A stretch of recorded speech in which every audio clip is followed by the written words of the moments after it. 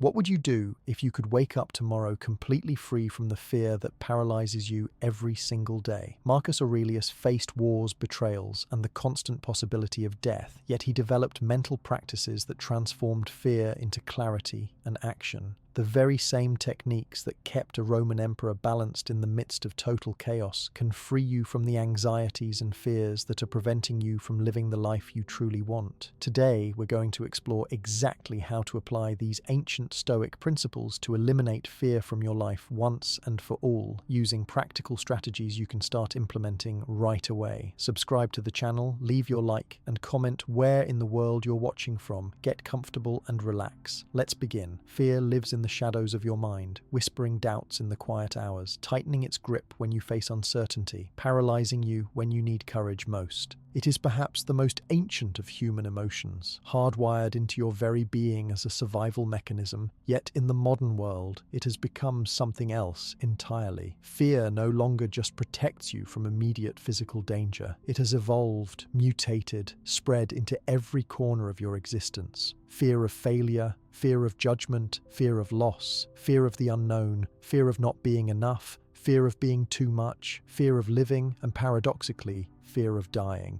These fears follow you through your days and haunt your nights, stealing your peace, diminishing your potential, keeping you small when you were meant to be expansive. But what if you could eliminate fear from your life? Not by running from it, not by pretending it does not exist, but by understanding it so deeply that it loses its power over you. What if ancient wisdom, tested through centuries, refined by some of history's greatest minds, could offer you a path to freedom from fear's tyranny? This is not fantasy. This is not positive thinking wrapped in pleasant words. This is Stoicism, a practical philosophy born in the marketplace of ancient Athens, hardened in the courts of Rome, written in the journals of emperors and the teachings of former slaves. Marcus Aurelius, emperor of Rome, faced wars, plagues, betrayals, and the constant weight of an empire on his shoulders, yet he found peace. Epictetus, born into slavery, physically disabled, owned by another human being, discovered a freedom more profound than any physical chains could contain. Seneca, philosopher and advisor, navigated the treacherous politics of Nero's Rome, staring death in the face multiple times before finally meeting it with dignity. These men understood fear intimately, not as an abstract concept, but as a daily reality they had to confront and transcend. They did not eliminate fear by becoming fearless in the sense of feeling no fear at all.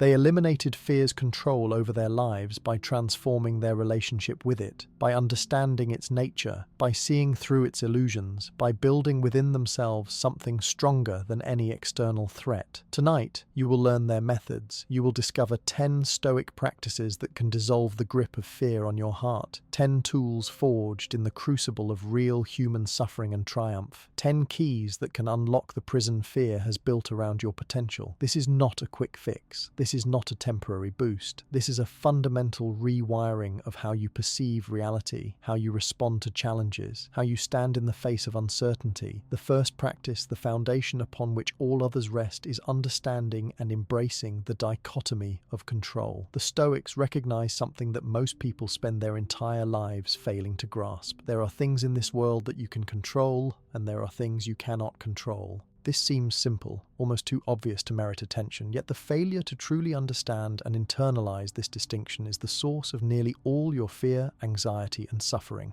Think about the fears that plague you most intensely. Fear of what others think of you, fear of failure, fear of loss, fear of illness, fear of death, fear of rejection, fear of the future. Now examine each of these carefully, honestly, without the usual fog of emotion that clouds your perception. What others think of you, can you control it? You can influence it, perhaps, through your actions, your words, your appearance, but can you control it absolutely? No. Another person's mind, their judgments, their opinions, their reactions, these exist entirely outside the boundary of your control. You can be kind, generous, brilliant, beautiful, and still be misunderstood, disliked, judged unfairly. You can be flawed, imperfect, struggling, and still be loved, appreciated, valued. The connection between your actions and others' perceptions is loose, mediated by their own experiences, traumas, biases, moods, and countless factors you cannot see or influence. Yet how much of your fear revolves around this uncontrollable element? How much energy do you waste trying to control the uncontrollable, trying to manage everyone's perception of you, trying to ensure that you are seen in a certain light, approved of, validated, accepted? This is the first chain of fear that must be broken. Epictetus said it clearly, brutally, liberatingly. We cannot choose our external circumstances, but we can always choose how we respond to them. Your fear wants you to believe that your peace depends on controlling outcomes, on making sure things go a certain way, on preventing bad things from happening, on ensuring that people react positively to you. But this is a lie, a fundamental misunderstanding of where your true power resides. Your power, your only real power, lives in the realm of your choices, your responses, your judgments, your intentions, your character. This is what the Stoics called the dichotomy of control, and it is the master key to eliminating fear. Imagine for a moment that you are facing something you fear deeply. Perhaps it is a presentation at work where you must speak in front of colleagues and supervisors, and you fear their judgment, fear failing, fear embarrassing yourself, fear that your voice will shake or your mind will go blank. The fear is real, visceral, physical. Your heart races, your palms sweat, your stomach churns. This fear points to all the things that could go wrong, all the negative outcomes possible. But now apply the dichotomy of control. What is actually within your control in this situation? You cannot control whether they like your presentation. You cannot control whether they agree with your ideas. You cannot control whether they judge you harshly or think less of you. You cannot control whether you get nervous and your voice shakes. You cannot control whether your mind temporarily blanks. You cannot even fully control whether the presentation goes well or poorly, because too many variables exist outside your domain. So what can you control? You can control your preparation. You can control the effort you put into understanding your material. You can control your intention to provide value to your audience. You can control your decision to show up despite the fear. You can control your willingness to be vulnerable. You can control your response if something goes wrong, your ability to acknowledge it, perhaps even laugh at it, and continue. You can control your self-talk, the narrative you create about the experience. You can control what you learn from it regardless of the outcome. When you shift your focus entirely to what is within your control and release your grip on what is not, something miraculous happens. The fear does not disappear immediately, but it loses its paralyzing quality. It becomes something you can work with rather than something that works against you. You stop fearing the uncontrollable outcome and start focusing on the controllable input. This is not just a mental trick. This is a fundamental reorientation of your entire relationship with reality. Marcus Aurelius, in his private journals that we now call meditations, wrote to himself again and again about this principle. He reminded himself daily, sometimes multiple times a day, that he could not control the actions of others, the opinions of the Senate, the loyalty of his generals, the success of his military campaigns, the health of his body, or even how much longer he would live. He could only control his own responses, his own character, his own virtue, and he was the most powerful man in the known world at that time. If the Emperor of Rome, with all his legions, all his wealth, all his authority, recognized that most things lay outside his control, how much more should you and I recognize this truth? Yet we live as though we can control everything, as though we should be able to control everything, and we generate tremendous fear and anxiety when we inevitably fail to do so. The practice then, the first daily practice that will begin to eliminate fear from your life, is this. Every day, multiple times a day, when you notice fear arising, pause and ask yourself a simple question. What exactly am I afraid of? Name it specifically. Do not accept vague fears. Pin it down. Then ask the second question. Is this within my control or outside my control? Be ruthlessly honest. Most of what you fear will fall into the category of things outside your control.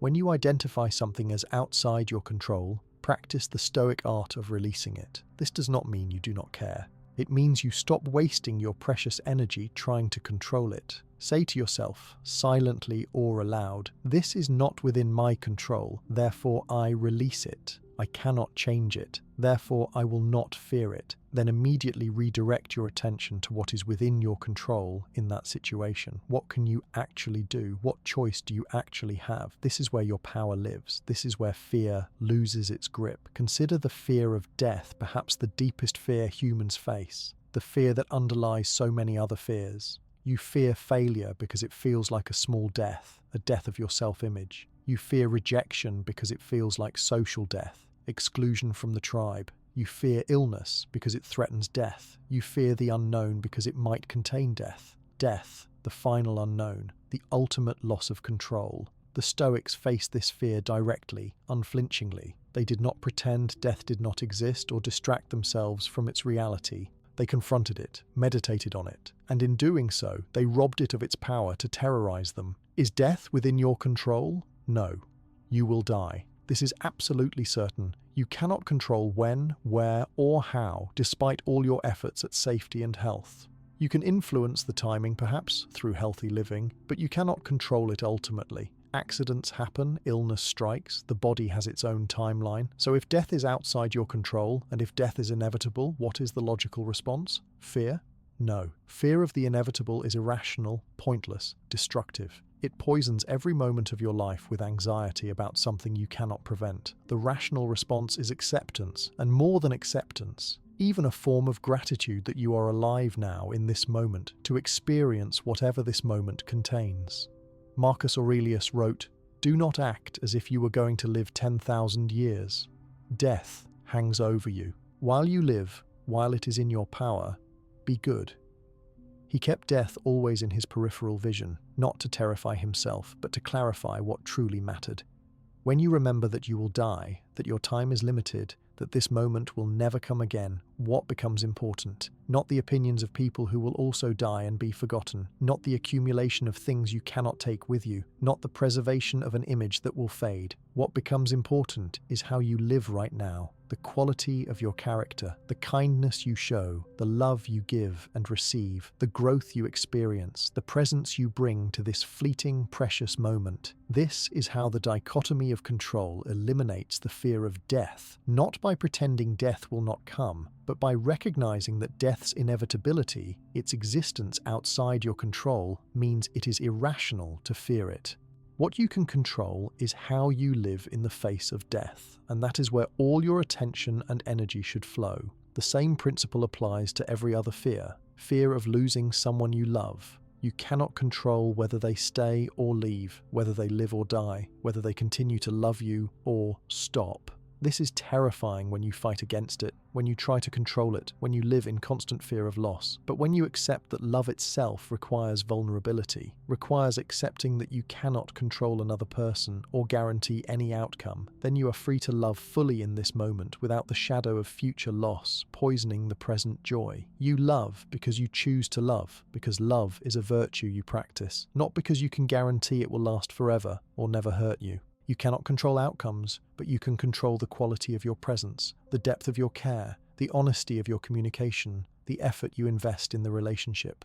Focus there, and the fear of loss diminishes, not because loss becomes impossible, but because your peace no longer depends on preventing it. Seneca wrote extensively about loss in his Consolations. He experienced tremendous losses in his life, the deaths of loved ones, the loss of political position, exile, the constant threat of execution. He wrote, "The whole future lies in uncertainty. Live immediately. Do not postpone your life waiting for conditions to be perfect, waiting for threats to disappear, waiting for certainty that will never come. Live now, fully, in the face of uncertainty, in the acceptance of what you cannot control." This first practice, understanding and living by the dichotomy of control, is not easy. Your mind will resist it because your mind is programmed to try to control everything as a survival strategy. Your ego will resist it because your ego believes it should be able to control outcomes, should be able to make things go your way through force of will. Your fear will resist it because fear's entire strategy is to make you believe you must control outcomes to be safe. But you are not safer living in fear of what you cannot control. You are just more paralyzed, more anxious, more stressed, less alive. True safety, true peace comes from knowing what you can control, focusing entirely on that and releasing everything else. Start today, right now, with whatever fear is present in your mind. Name it. Ask if it is within your control or outside it. If outside, practice releasing it. Say it aloud if you need to. I cannot control this, therefore I release it. Then identify what you can control in the situation and pour your energy there. Do this once and it will feel strange, uncomfortable, perhaps even impossible. Do this 100 times, 1,000 times, and it will become your new operating system. Do this for the rest of your life, and fear will lose its power over you, not because you become fearless, but because you become wise enough to know where your true power resides and courageous enough to act from that place, regardless of outcomes. The Stoics did not promise that life would become easy or pain-free. They promised something better, that you could be free, truly free, regardless of external circumstances. That freedom begins here, with the dichotomy of control, with the radical acceptance of what you cannot change, and the empowered focus on what you can. This is the foundation. Build on this foundation, and you can eliminate fear's tyranny from your life. Ignore this foundation, and every other technique will fail because you will still be trying to control the uncontrollable, still be generating fear from the fundamental misunderstanding of where your power actually lives. Tonight, as you rest, let this truth settle into your bones. You cannot control most of what happens in your life, and that is not a cause for fear. It is an invitation to freedom, an invitation to release the impossible burden you have been carrying. An invitation to focus your precious energy on the only thing that truly matters, who you choose to be in the face of whatever life brings. This is the first key. This is where freedom from fear begins. The second practice that will eliminate fear from your life goes deeper into the architecture of fear itself, into the very mechanism by which fear is created and sustained in your mind. The Stoics understood something profound that modern psychology is only beginning to fully appreciate. It is not the events themselves that disturb you, but your judgments about those events. Epictetus stated this principle with perfect clarity. Men are disturbed not by things, but by the views which they take of them. This is not a minor philosophical point. This is a revolutionary insight that changes everything once you truly grasp it. Your fear is not caused by external reality. Your fear is caused by your interpretation of external reality, by the meaning you assign to events, by the judgments you make about what things signify, by the stories you tell yourself about what is happening and what it means. This distinction is crucial because if your fear were caused directly by external events, you would be helpless to change it. You cannot always change external events. You cannot control what happens around you, as we established in the first practice. But if your fear is caused by your judgments, your interpretations, your perceptions, then you have tremendous power because you can change those. You can examine your judgments, question them, revise them, replace them. You can learn to perceive reality differently. This second practice is about developing the ability to catch your automatic judgments in the moment, examine them rationally, and consciously choose different interpretations that do not generate unnecessary fear. This is not positive thinking. This is not pretending bad things are good. This is about seeing reality clearly without adding layers of catastrophic interpretation that multiply your suffering. Let us take a concrete example. You send a message to someone important to you, perhaps a romantic partner, perhaps a friend, perhaps a colleague. Hours pass and you receive no response. What happens inside you? For many people, fear begins to rise. Various thoughts emerge. They are angry with me. I said something wrong. They do not want to talk to me. They are losing interest. I am being rejected. Something terrible has happened to them. Notice what is happening here. The external fact is simple. You sent a message and have not yet received a response. That is all you know. Everything else is interpretation, judgment, story, meaning you are adding. And that added interpretation is generating fear, anxiety, hurt, worry. But are those interpretations accurate? You do not know. You cannot know without more information. They might be busy. Their phone might have died. They might have read it and intended to respond later and forgot. They might be dealing with something in their own life that has nothing to do with you. They might have fallen asleep. There are dozens of possible explanations, many of them completely neutral, having nothing to do with rejection or anger or anything negative at all. Yet your mind latched onto the most fear-inducing interpretations and treated them as facts. Why? Because the human mind evolved to prioritize threat detection over accuracy. Your ancestors who assumed the rustling in the grass was a predator and survived more often than those who assumed it was just wind and stayed calm. We are descended from the anxious ones, the ones whose minds jump to worst-case scenarios. This served them in a world of physical predators, but it does not serve you well in the modern world, where most threats are not physical and where your mind's tendency to catastrophize creates suffering far beyond what reality actually contains. The Stoic practice here is to catch yourself in the act of adding fearful interpretation to neutral events and to consciously strip away that interpretation, returning to what is actually known versus what is being assumed. When you notice fear arising, pause and ask yourself, what is the objective fact here? What do I actually know? What am I adding through interpretation? What else could this mean? What is the most rational, least catastrophic interpretation? In the example above, the objective fact is message sent, no response, yet received. That is all. Everything else you are experiencing is self-generated through interpretation. A Stoic would note the fact, acknowledge the uncertainty, and choose not to add fearful interpretations until more information arrives. If the lack of response continues and becomes a pattern, then you deal with that reality when it is actually a reality, not through anticipatory anxiety based on assumptions. Marcus Aurelius practiced this constantly. He would observe his initial emotional reactions and then examine the thoughts behind them. He would write reminders to himself. If you are distressed by anything external, the pain is not due to the thing itself, but to your estimate of it. And this you have the power to revoke at any moment.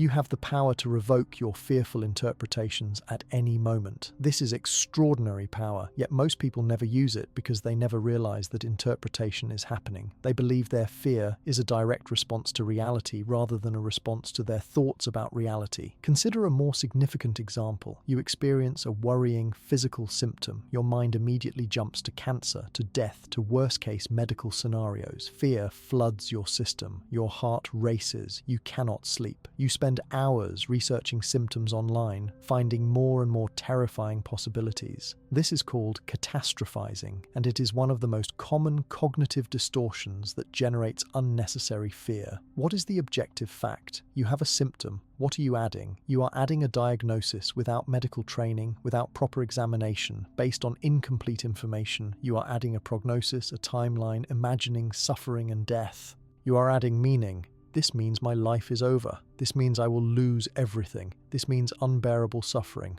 All of this is interpretation, not fact. A Stoic response would be different. Acknowledge the symptom. That is the fact. Do not ignore it, but also do not catastrophize it. Take appropriate action. Schedule an appointment with a doctor, someone qualified to evaluate it properly. Until you have actual information from that evaluation, refuse to indulge in fearful speculation. When your mind tries to generate catastrophic scenarios, catch it and say, I do not know what this is yet. Creating fearful stories about it does not help me. It only makes me suffer now for something that may not even be real.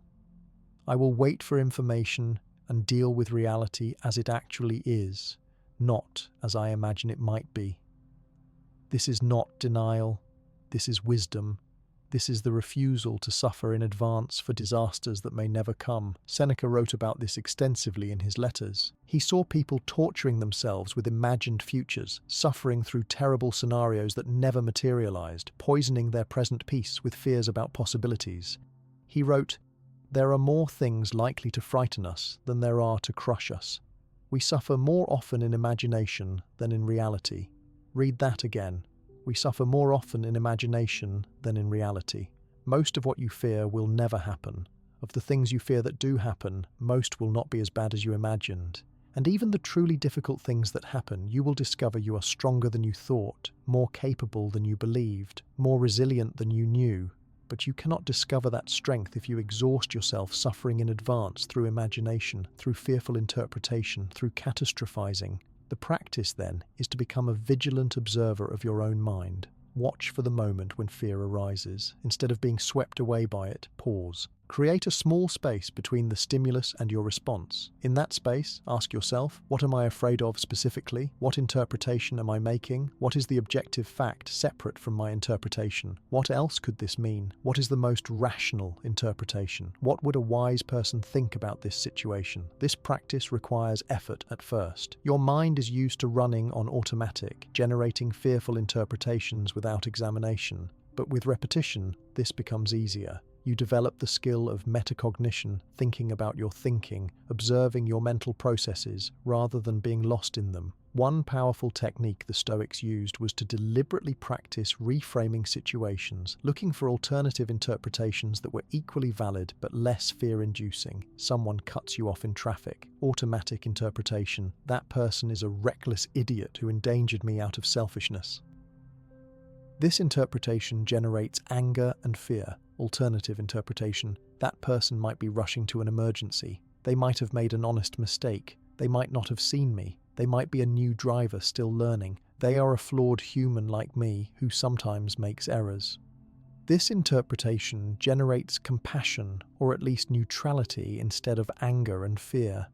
Neither interpretation may be factually true. You do not know their motivation, but you get to choose which interpretation you adopt, and that choice determines your emotional state. Why choose the interpretation that makes you suffer? The Stoics were not naive. They knew that bad things happen. They knew that sometimes your fears are justified, that sometimes the worst interpretation is correct, that sometimes real threats exist. The point is not to pretend everything is fine when it is not.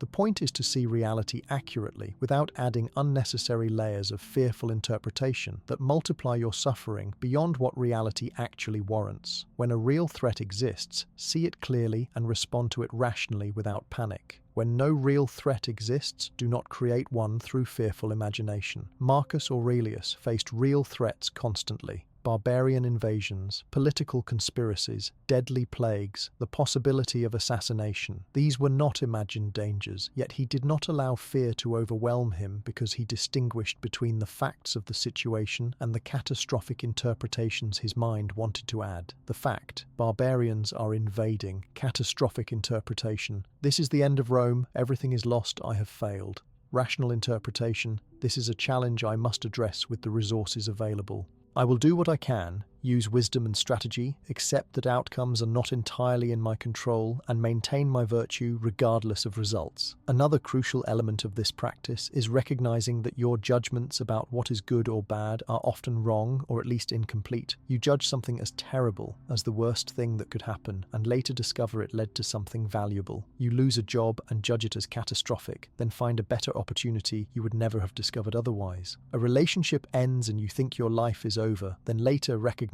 how unhealthy it was and how much you have grown since. The Stoics did not say that everything that happens is actually good in disguise. They said something more nuanced, that we are terrible at judging whether events are ultimately good or bad because we cannot see the whole picture, cannot see what will unfold in the future, cannot see the hidden connections and consequences. Therefore, the wise approach is to hold your judgments lightly, to say this happened rather than this terrible thing happened or this wonderful thing happened, to respond to what is without adding layers of meaning that may or may not be accurate. There is a famous Stoic story, perhaps originating from Chinese philosophy but adopted by Stoics, about a farmer whose horse runs away. His neighbors say, "What bad luck?" He says, "Maybe." The horse returns with wild horses. The neighbors say, "What good luck?" He says, "Maybe." His son tries to tame a wild horse and breaks his leg. "What bad luck?" "Maybe." The army comes to conscript young men for war but passes over his son because of the broken leg. "What good luck?" "Maybe." The point is that we do not know. What seems bad may lead to good. What seems good may lead to difficulty. The wise person responds to what is without rushing to judgment about its ultimate meaning. This practice of examining and revising your judgments requires you to question assumptions you have probably never questioned before. You assume that failure is bad, but is it? Or is failure just information, just feedback, just part of the learning process? You assume that being disliked is bad, but is it? Or is it inevitable that you cannot please everyone, and trying to do so would require you to abandon your authentic self? You assume that uncertainty is dangerous. But is it? Or is uncertainty simply the nature of reality, and your demand for certainty the source of your fear? The Stoics did not fear uncertainty because they accepted it as fundamental to existence. They built a philosophy that could function in the face of complete uncertainty about outcomes. They focused on controlling their character, their responses, their virtue, because those things did not depend on certainty about the future. When you stop needing certainty, you stop fearing uncertainty. When you stop demanding that life be predictable, you stop suffering when it is not. This is liberation through adjusted perception. Your fear tells you that you need to know what will happen, need to control outcomes, need to prevent bad things. The Stoic wisdom tells you that you can be at peace without knowing, without controlling outcomes, without preventing all difficulties, because your peace comes from within, from your character, from your responses, not from external circumstances. Tonight, practice this. When you notice fear, pause. Identify the judgment or interpretation creating the fear. Examine it. Question it.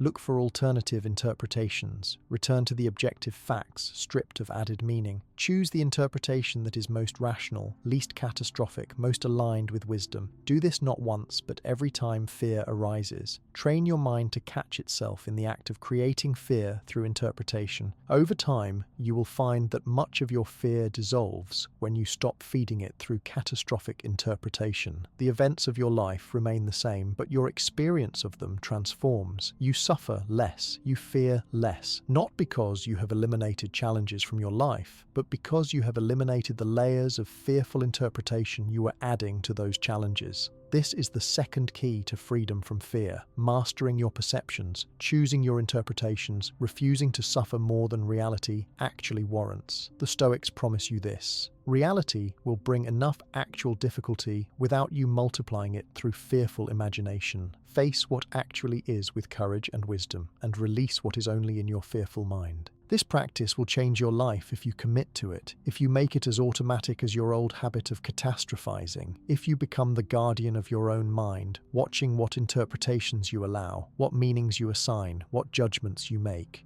Your fear is largely self-created through perception, which means you have the power to eliminate it through perception. Use that power. The third Stoic practice for eliminating fear is one that seems paradoxical at first, perhaps even disturbing, but it is among the most powerful techniques the ancient philosophers developed. This practice is called premeditatio malorum, the premeditation of evils, or as it is sometimes known, negative visualization.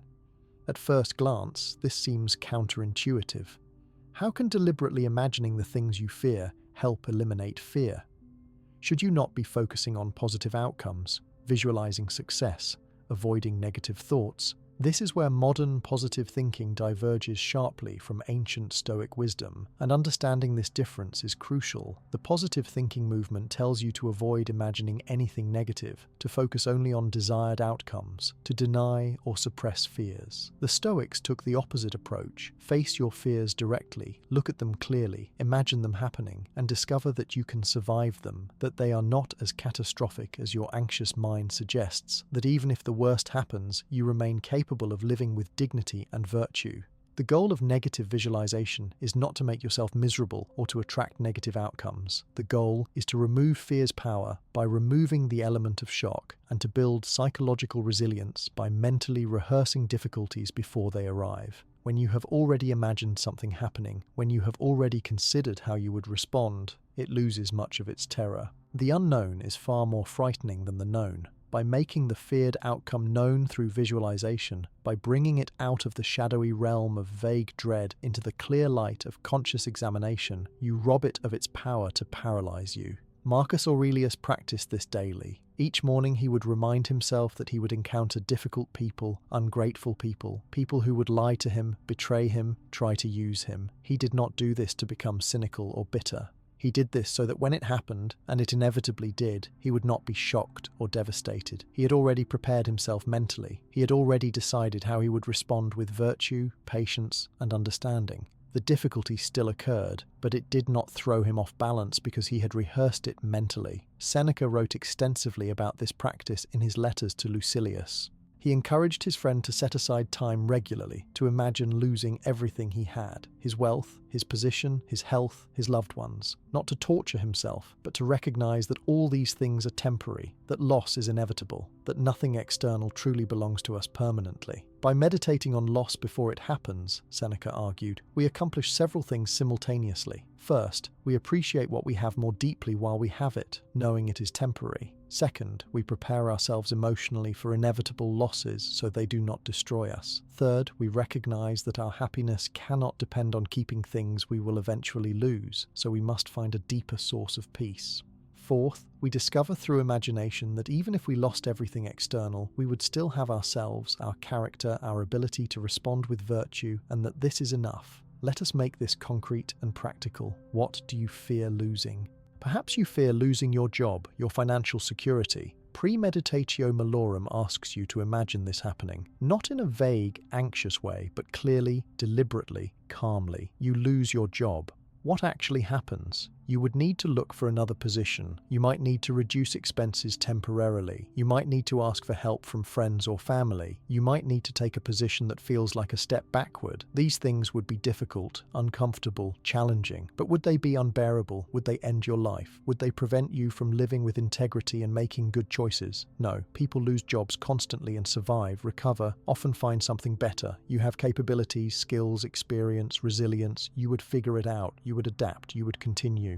By walking through this scenario calmly in your imagination, you realize that while job loss would be difficult, it would not be the catastrophe your anxious mind paints it as. This realization reduces the fear. The fear of job loss often feels existential, like it would mean complete ruin. But when you actually examine what would happen, step by step, you see that it would mean difficulty and adjustment, not ruin. This is manageable. This is survivable. Suddenly the fear loses its grip because you have looked directly at what you fear and found it less terrible than your imagination suggested. Apply this practice to other fears. You fear public humiliation, saying something foolish in front of others and being mocked. Imagine it happening. You say something stupid. People laugh. You feel embarrassed. Then what? The moment passes. People forget about it quickly because they are focused on their own lives, their own concerns, their own embarrassments. The people who matter to you, who truly care about you, still value you because one foolish comment does not define your worth. You survive the embarrassment. You learn from it. You become more humble, more human, more compassionate toward others when they make mistakes. Is this really so catastrophic? Your fear makes it seem like social humiliation would end your life, but the reality is that everyone experiences embarrassment at some point. Everyone says foolish things, and life goes on. By imagining this clearly, you reduce the fear of it. You might still prefer not to be embarrassed, but you no longer fear it with the intensity that prevents you from taking social risks or speaking up when you have something valuable to say. You fear the death of someone you love deeply. This is perhaps the most difficult fear to face, the most painful scenario to imagine. Yet the Stoics did not shy away from it. They knew that everyone they loved would die, or they would die first, leaving their loved ones behind. This is the nature of life. All connection involves eventual loss. Denying this truth does not protect you. It just makes the loss, when it comes, more devastating because you refuse to prepare for it. Negative visualization around death is not about dwelling morbidly on mortality. It is about accepting it, recognizing it as inevitable, and making peace with it so that you can love fully without the shadow of fear poisoning every moment. Imagine someone you love dying. Feel the grief that would come. Acknowledge that it would hurt terribly, but also recognize that you would survive it. Humans have an immense capacity for grief, and an immense capacity to continue living even after devastating loss. You would grieve, you would hurt, you would be changed, but you would not be destroyed unless you allow yourself to be. Your love for them would remain as a gift they gave you. The time you had together would remain meaningful, their influence on your life would continue, and you would eventually find a way to carry the loss and still live, still find moments of peace, still connect with others, still experience meaning. By acknowledging this truth in advance, you reduce the fear of loss and you increase your ability to love fully in the present without holding back out of fear. The paradox is that accepting loss makes love deeper, not shallower. When you know something is temporary, you value it more. When you accept that you will eventually lose what you love, you stop taking it for granted and you show up more fully while you have it. Seneca said, "Love as if you will one day lose them, because you will." This is not pessimism, this is realism, and it leads to greater appreciation and presence. The Stoics were not morbid or depressed, despite their constant meditation on difficulty and loss. They were often described as remarkably serene, grateful, and present. This seems contradictory until you understand that their willingness to face difficulty mentally freed them to enjoy life without the constant background anxiety that plagues those who try to deny reality. Think of it this way. You can go through life trying not to think about anything difficult, pushing away thoughts of loss, denying mortality, pretending that you are safe and nothing bad will happen. But this requires enormous energy, constant vigilance against reality, and it does not work. Thoughts of loss break through anyway as anxiety, as free-floating fear without a clear object, as a vague dread that colors everything. Or you can go through life having already faced the difficult truths, having already made peace with impermanence and loss, having already decided how you will respond when challenges come. Then you are free. You do not carry the burden of constant denial. You have already looked at what you fear, and you are ready. This does not mean you want bad things to happen. It means you have accepted that they might happen, and you have decided that you can handle them if they do. This is the essence of courage, not the absence of fear, but the decision that you can face what you fear. Negative visualization builds this courage systematically by giving you practice, facing fears in the safety of your imagination, discovering your resilience, and developing strategies for response. There is another aspect to this practice that is equally important. Negative visualization helps you recognize what you can actually control and what you cannot. When you imagine a feared scenario, you can distinguish between the event itself, which you cannot always prevent, and your response to it, which you can always choose. You cannot prevent death, illness, loss, failure, rejection, or difficulty from entering your life. These things are part of the human condition, but you can control how you respond to them when they come. You can control whether you respond with panic or with calm, with despair or with determination, with bitterness or with acceptance, with collapse or with resilience. Negative visualization lets you rehearse the response you want to have, so that when the actual difficulty arrives, you have a template to follow. Athletes visualize their performance before competition. Surgeons mentally walk through procedures before operating. Why should you not mentally rehearse your response to life's difficulties before they arrive? This is not morbid, this is wise preparation. Marcus Aurelius wrote, "When you wake up in the morning, tell yourself, the people I deal with today will be meddling, ungrateful, arrogant, dishonest, jealous, and surly. They are like this because they cannot tell good from evil." He was preparing himself mentally for difficulty so that when it came, he could respond with patience and understanding rather than shock and anger. This preparation made him a better emperor, a better person, a better embodiment of Stoic virtue. Here is how you can practice premeditatio malorum systematically. Set aside a few minutes each day, perhaps in the morning or evening, when you are calm and not already anxious. Choose something you fear, something that creates anxiety when you think about it. Instead of pushing it away, bring it clearly into your mind. Imagine it happening in detail. Do not just vaguely worry about it. Actually visualize the scenario. What would happen first? Then what? Walk through it, step by step. As you do this, notice what comes up. Notice your emotional reactions. Notice your thoughts. Notice your body's responses. Then ask yourself, if this happened, how would I want to respond? What would be the most virtuous response? What would be the most rational response? What would demonstrate courage, wisdom, justice, and self-discipline? Imagine yourself responding in that way. See yourself facing the difficulty with dignity. See yourself adapting, solving problems, asking for help if needed, continuing to live with integrity even in difficult circumstances. This mental rehearsal creates neural pathways that make it easier to actually respond that way when challenges come. You are programming your mind with a response pattern that embodies your values rather than letting fear program you with a pattern of panic. After you have walked through the scenario and rehearsed your response, return to the present. Recognize that right now, in this moment, the feared thing has not happened. You are okay. This is important because it prevents negative visualization from becoming rumination or anxiety. You visit the future difficulty briefly, prepare for it, and then return fully to the present, often with a sense of gratitude that the difficulty is not happening right now, that you have this moment of peace, that you have time to prepare. This practice done regularly with different fears builds a comprehensive sense of resilience. You begin to trust yourself to handle whatever comes. You stop feeling fragile, like you need perfect conditions to survive. You recognize your own strength, your own adaptability, your own resourcefulness. Fear thrives on the belief that you cannot handle what you fear, that it would overwhelm you, that it would be too much. Negative visualization proves to you through mental rehearsal that you can handle it, that you are stronger than your fear suggests, that even worst-case scenarios are survivable, and that you would figure out how to navigate them.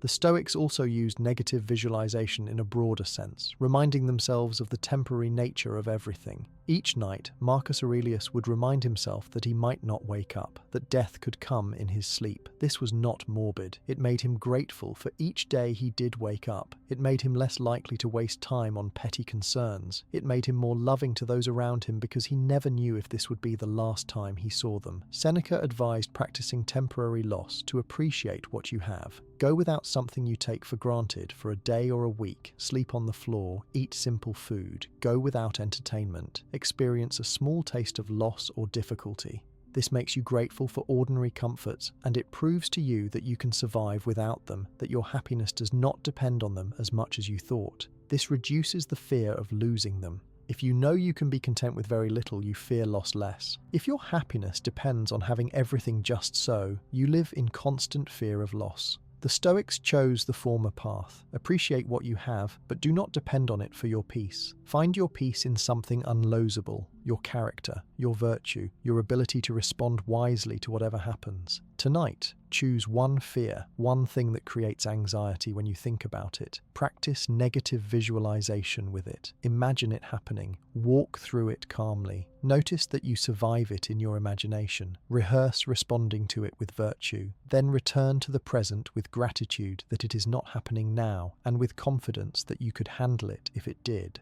Do this regularly, with different fears, and you will find that your baseline level of fear decreases substantially. Things that once terrified you become just possibilities you are prepared for. The unknown becomes less frightening when you have already explored it mentally. Your mind learns that it can face difficulties without breaking, and this knowledge is profoundly liberating. This is the third key. Face your fears through imagination, prepare yourself mentally, discover your resilience, and rob fear of its power through direct confrontation. The Stoics were some of the bravest people in history, not because they felt no fear, but because they practiced facing fear so regularly that it no longer controlled them. You can develop the same courage through the same practice. Begin today. The fourth Stoic practice for eliminating fear brings us to one of the most transformative yet challenging lessons the ancient philosophers taught: the power of the present moment and the prison of time traveling through worry and regret. Your fear rarely exists in the present. When you examine your fear carefully, honestly, you will discover that it almost always concerns either the past or the future.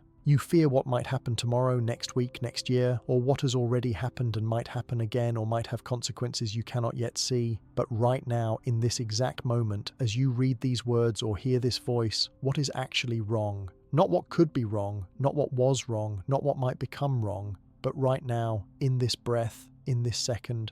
Usually, if you are honest, the answer is nothing. Nothing is actually wrong right now. You are breathing, you are alive, you are conscious, you are experiencing this moment. The present moment, when isolated from past and future, is almost always manageable, often peaceful, sometimes even beautiful. Fear cannot exist in the pure present. Fear requires time travel, projecting into the future with anxiety about what might happen or returning to the past with regret, shame, or worry about consequences. The Stoics recognized this pattern clearly, and they developed practices to anchor themselves in the present moment as a refuge from fear. Marcus Aurelius wrote, "Confine yourself to the present." This was not just advice. This was a command he gave himself regularly because he knew how easy it is to lose yourself in worry about the future or rumination about the past.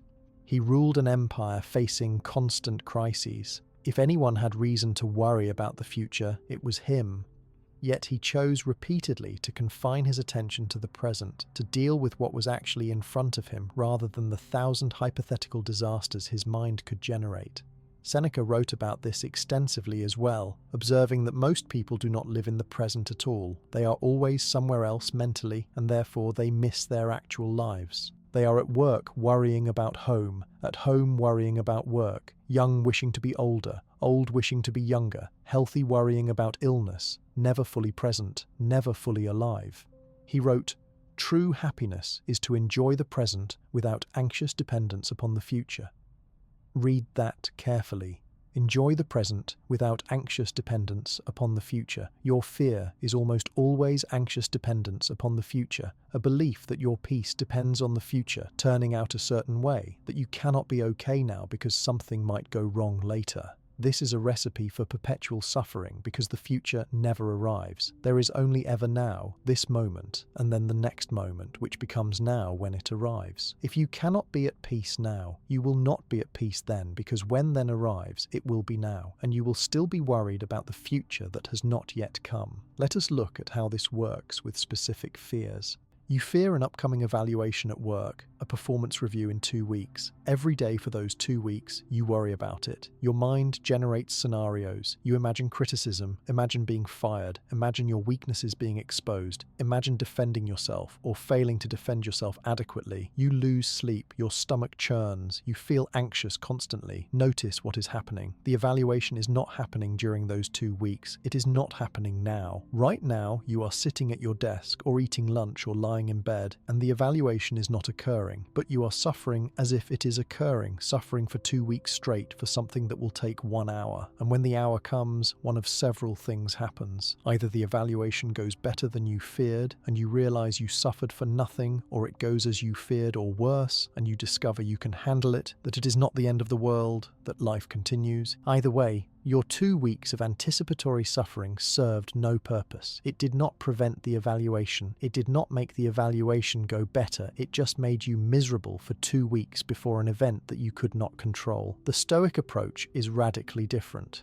Acknowledge that the evaluation is coming. Prepare for it appropriately by doing your work well, by gathering any materials you need, by thinking through your responses to likely questions. That is rational action in the present. Then, when you are not actively preparing, refuse to worry about it. When your mind tries to generate anxious scenarios, catch it and say, "That is not happening now." Right now, I am washing dishes. Right now, I am walking. Right now, I am talking with a friend. I will deal with the evaluation when it actually arrives, and I will deal with it based on what actually happens, not on what I imagine might happen. This is not denial. This is wisdom. This is refusing to suffer in advance for something that might never happen or might not be as bad as you imagine. Epictetus told his students, "Do not let the future disturb you. You will meet it, if you have to, with the same weapons of reason which today arm you against the present." You do not need to face tomorrow's challenges today. You only need to face today's challenges today. And today's challenges are almost always manageable when you are fully present to them without the added weight of yesterday's regrets and tomorrow's fears. The practice, then, is to train yourself to notice when your mind has left the present and to consciously bring it back. This requires mindfulness, awareness of your own thought patterns, the ability to observe your mind rather than being lost in its narratives. Throughout your day, check in with yourself. Ask, where is my mind right now? Am I here, or am I somewhere else in time? If you are somewhere else, if you are worrying about the future or ruminating about the past, gently bring yourself back. You can use anchors to help with this. Your breath, the physical sensations in your body, the sounds around you, the visual details of where you actually are. These things only exist in the present, so paying attention to them brings you into the present. Your breath is always happening now. You cannot breathe in the past or future. When you feel fear rising, pause and take 3 slow, deep breaths, paying complete attention to the sensation of breathing. This simple act breaks the pattern of anxious thinking and returns you to your body, to the present moment. After 3 breaths, check what is actually wrong right now. Usually the answer is nothing. The problem exists in your projection of the future, not in the present reality. Recognizing this is profoundly relieving. The present moment becomes a refuge, a place where you are safe, where you can rest, where fear cannot reach you because fear requires time travel and you are refusing to time travel. Marcus Aurelius used a technique of narrowing his temporal focus when he felt overwhelmed. If thinking about the whole future was too much, he would confine himself to thinking about just today. If today felt too overwhelming, he would think about just the next hour. If the hour was too much, just the next moment. He would narrow his focus until he reached a unit of time he could handle, and that unit was always small, often just the present moment. You can do the same. When fear feels overwhelming because you are thinking about everything that might go wrong over months or years, bring your focus to right now. Right now, what do you need to do? What is the very next step? Focus on that. Do that. Then the next thing. Do not project out to all the future steps. Just the next one. This makes anything manageable, anything bearable. There is a famous Stoic saying, "You have power over your mind, not outside events. Realize this, and you will find strength." Part of realizing this is recognizing that you only have power in the present moment. You cannot change the past. It is gone. You cannot control the future. It has not arrived. You can only act now. All your power, all your agency, all your ability to choose exists in this moment. When you leave this moment mentally, you leave your power behind. You become helpless at the mercy of your anxious imagination or your regretful memories. But when you stay present, you stay powerful. You can act, choose, respond, create, love, work, rest. You can do something. This is where your freedom lives. Seneca observed that people who live in the present have enough time for everything important. People who scatter their attention across past and future never have enough time because they are not really present for any of it. He wrote, "It is not that we have a short time to live, but that we waste a lot of it. We waste it by not being present, by spending our mental and emotional energy on times that do not exist instead of the time that does exist. Consider how much of your fear is about losing time, not having enough time, running out of time, but you have all the time there is. You have now. This moment is yours completely. When you worry about the future, you are not saving time or preparing for it effectively. You are wasting the time you have now. The most effective preparation for the future is to be fully present now, to handle what is in front of you now with attention and care, to rest when it is time to rest, to work when it is time to work, to be with people when you are with them, not half present, half worried about something else. This full presence builds a life of quality, of depth, of meaning. Fear pulls you out of presence. Fear wants you to believe that you should not be at peace now, that you need to stay vigilant, keep worrying, keep preparing, keep running scenarios. But this hypervigilance does not keep you safer, it just exhausts you.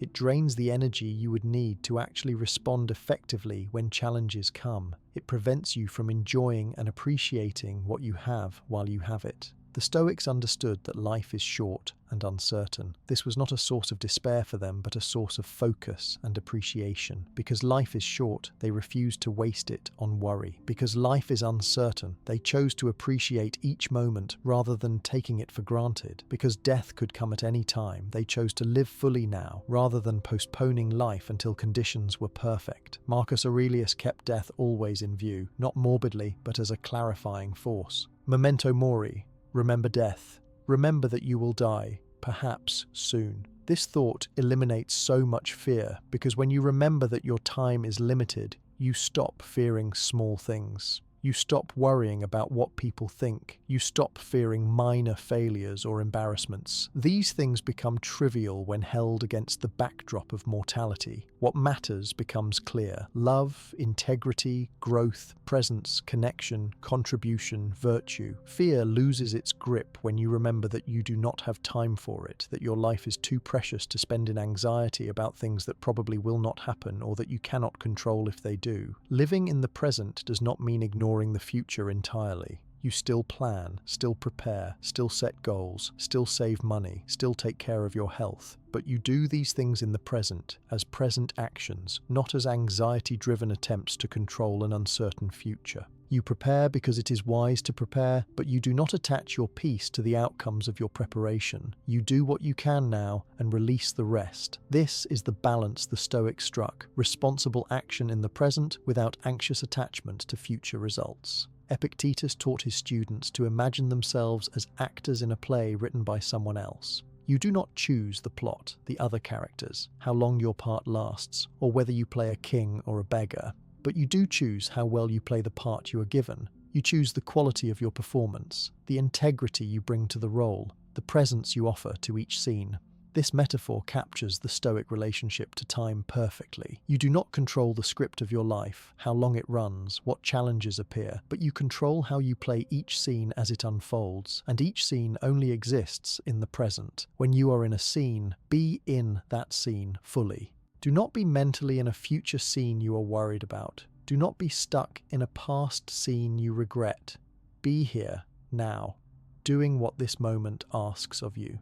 Another powerful practice for staying present is to find beauty or interest in ordinary moments. Your mind wants to escape the present because it judges the present as boring, insufficient, not enough. It wants to be somewhere else, someone else, something else. but when you look closely at any moment, you can find something worth attending to. The taste of water, the feeling of breath, the play of light, the sound of wind, the sensation of walking, the expressions on a loved one's face. These things are always available, always new, always worthy of attention, but you miss them when you are time traveling to past or future. The Stoics practiced gratitude as a way of staying present, gratitude for what exists right now, not gratitude for what might come or what you hope to gain, but gratitude for what is. You are alive. You can think, feel, experience. You have this moment, whatever it contains. This might sound like too little, especially if you are facing real difficulties. But the Stoics faced tremendous difficulties: slavery, war, persecution, exile, illness, yet they found reasons for gratitude in the present moment. Not gratitude for the difficulties themselves, but gratitude for their capacity to face them. Gratitude for the opportunity to practice virtue. Gratitude for awareness itself.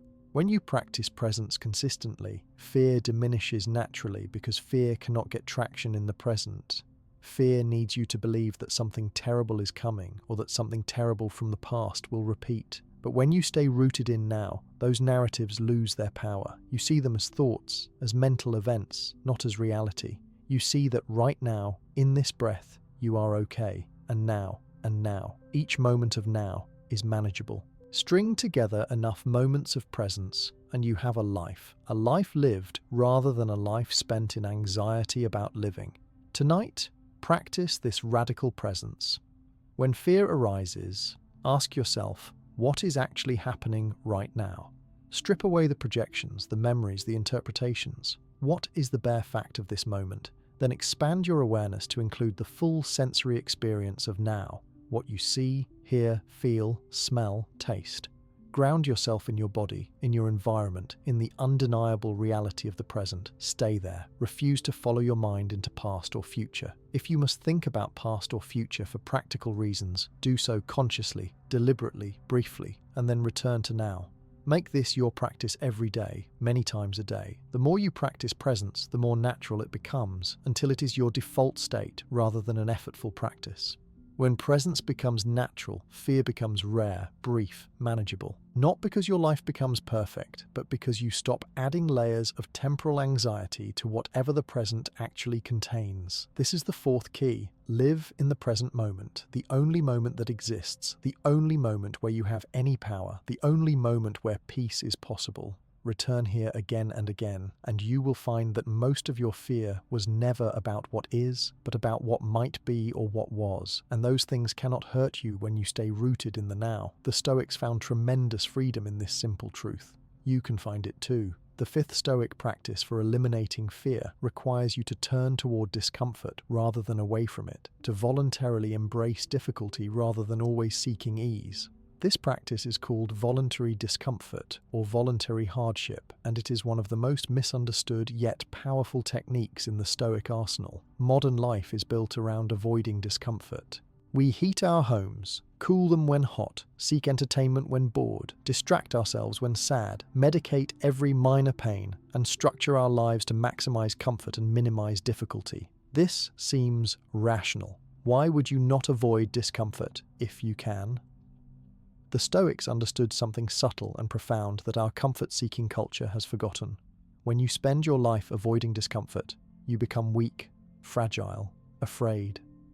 You begin to fear discomfort itself more than whatever originally caused it. Your comfort zone shrinks, your tolerance for difficulty decreases. You become dependent on conditions being just right for you to feel okay. And since conditions are never completely in your control and never stay just right, you live in constant fear that your comfort will be disturbed, that you will have to face difficulty you feel unable to handle. This creates a vicious cycle where avoiding discomfort makes you more afraid of it, which makes you avoid it more, which makes you weaker and more afraid. The Stoics broke this cycle by deliberately practicing discomfort, choosing to be uncomfortable sometimes, so that they maintained their strength, resilience, and confidence that they could handle difficulty when it came uninvited. Seneca practiced voluntary poverty regularly, He was extraordinarily wealthy, yet periodically he would set aside his fine clothes, eat only simple food, sleep on a hard bed, and live as if he were poor for several days. He did this not because he hated wealth, but because he wanted to prove to himself that he could be happy without it, that his peace did not depend on maintaining his wealth, that if he lost everything, he would be okay. This practice eliminated his fear of poverty. He wrote to his friend Lucilius, "Set aside a certain number of days during which you shall be content with the scantiest and cheapest fare, with coarse and rough dress, saying to yourself the while, 'Is this the condition that I feared?'" This question is key. Is this the condition that I feared? When you actually experience voluntary discomfort, you discover that it is not as unbearable as your fearful imagination suggested.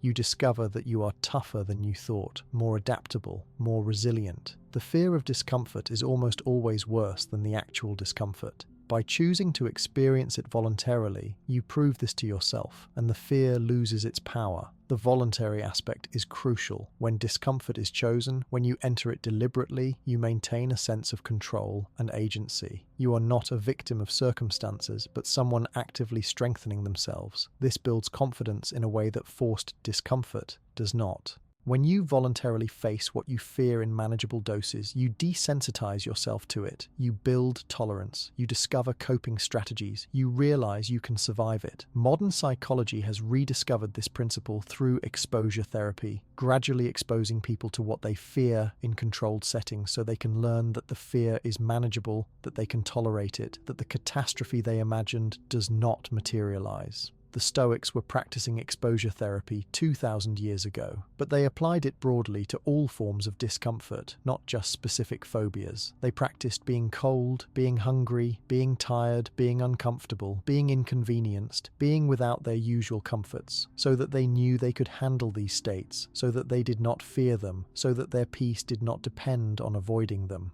Marcus Aurelius, despite being emperor with access to every comfort, chose to live simply. He spent years on military campaigns in harsh conditions, sleeping in tents, eating soldiers' rations, enduring weather and deprivation. He did not have to do this. He could have commanded from Rome in comfort, but he chose to share the hardships of his soldiers, partly for leadership reasons, but also for his own character development. He knew that softness leads to weakness, that avoiding all difficulty makes you fragile and fearful. He chose strength over comfort. This is countercultural today. Today's message is that you deserve comfort, deserve ease, should never have to struggle or be uncomfortable, that your needs and preferences should be accommodated, that discomfort is a sign something is wrong.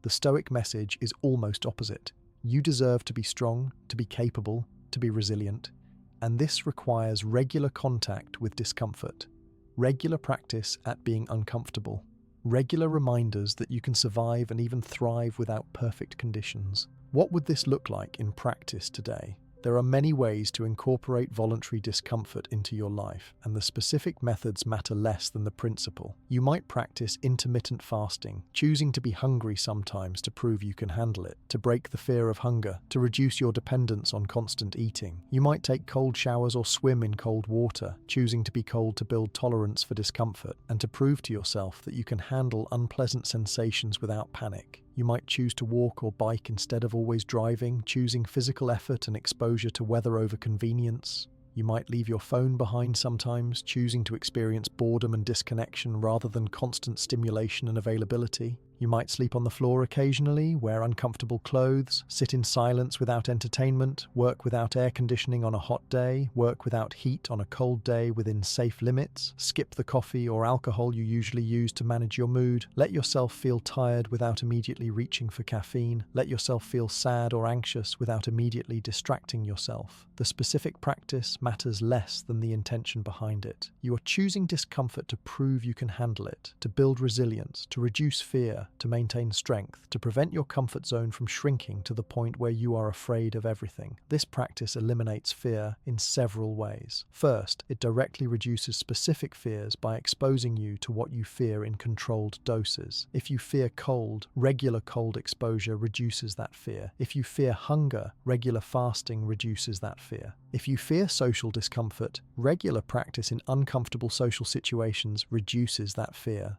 Second, it builds general resilience and confidence that transfers to all areas. When you know you can handle physical discomfort, you feel more confident facing emotional discomfort. When you know you can survive without your usual comforts, you fear losing them less. When you have proven to yourself that you are tough and adaptable, you approach challenges with more courage. Third, it breaks the pattern of avoidance that maintains and strengthens fear. Fear says, avoid this, you cannot handle it.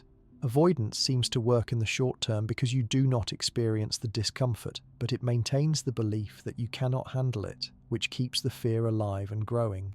Voluntary discomfort says, I will face this, I can handle it, and proves it, which breaks the fear cycle. Fourth, it teaches you the difference between pain and suffering. Pain is the actual sensation or difficulty. Suffering is your mental and emotional reaction to it, your resistance, your story about what it means. When you voluntarily enter discomfort, you can practice separating pain from suffering. You notice the sensation without adding layers of negative interpretation. You might be cold, but you do not have to suffer about being cold. You might be hungry, but you do not have to panic about hunger. The discomfort exists, but the suffering is optional, created by your response. Learning this distinction is profoundly liberating. The Stoics were not masochists. They did not seek pain for its own sake. They were not trying to prove how much they could suffer. The point was not to be miserable, but to be free, to maintain their strength and adaptability, to ensure that their peace did not depend on perfect external conditions. Epictetus taught his students to welcome difficulty as training as the gym where character is built. He said, "Circumstances do not make the man, they only reveal him to himself." When you face difficulty, you discover what you are made of, what you are capable of, where you need to grow. If you always avoid difficulty, you never discover your strength. You remain uncertain, fragile, afraid. But when you regularly face difficulty voluntarily, you know your strength. You have evidence of your capacity. You trust yourself to handle what comes. This self-trust is the opposite of fear. Fear says, something bad might happen and I will not be able to handle it. Self-trust says, something bad might happen and I will figure out how to handle it. This subtle shift in perspective changes everything. You still might prefer that nothing bad happens. You still take reasonable precautions, but you are not terrified of difficulty because you know you can handle it. You have proven it to yourself repeatedly through voluntary practice. There is also an element of gratitude built into this practice. When you voluntarily do without something, when you choose discomfort, it makes you appreciate comfort more when you have it. Seneca wrote that his periods of voluntary poverty made him enjoy his wealth more the rest of the time because he did not take it for granted. He knew he could be happy without it, so he was not attached to it or afraid of losing it, but he could appreciate it fully when he had it. This is a beautiful balance, enjoying what you have without depending on it, appreciating comfort without fearing discomfort, experiencing pleasure without being enslaved to it. Modern life tends toward the opposite. We have tremendous comfort but appreciate it little because we expect it as baseline, and we fear losing it terribly because we have not proven to ourselves that we could survive without it. The Stoics had less material comfort than we do, but were more content because they practiced both enjoying what they had and being okay without it. You can apply this principle to all your comforts and conveniences. Do you fear losing your home? Spend a night sleeping outside or in a very basic shelter. Experience a taste of homelessness in a safe way. You will likely discover that while it is uncomfortable, it is not the end of the world. You would adapt. You would figure it out. This does not make homelessness desirable, but it makes the fear of it less paralyzing. Do you fear losing your smartphone, being disconnected? Leave it behind for a day or a weekend. Experience the anxiety of disconnection. Sit with it. Discover that you survive it, that there are even gifts in disconnection, that you can entertain yourself, that you notice more of your surroundings, that conversations go deeper.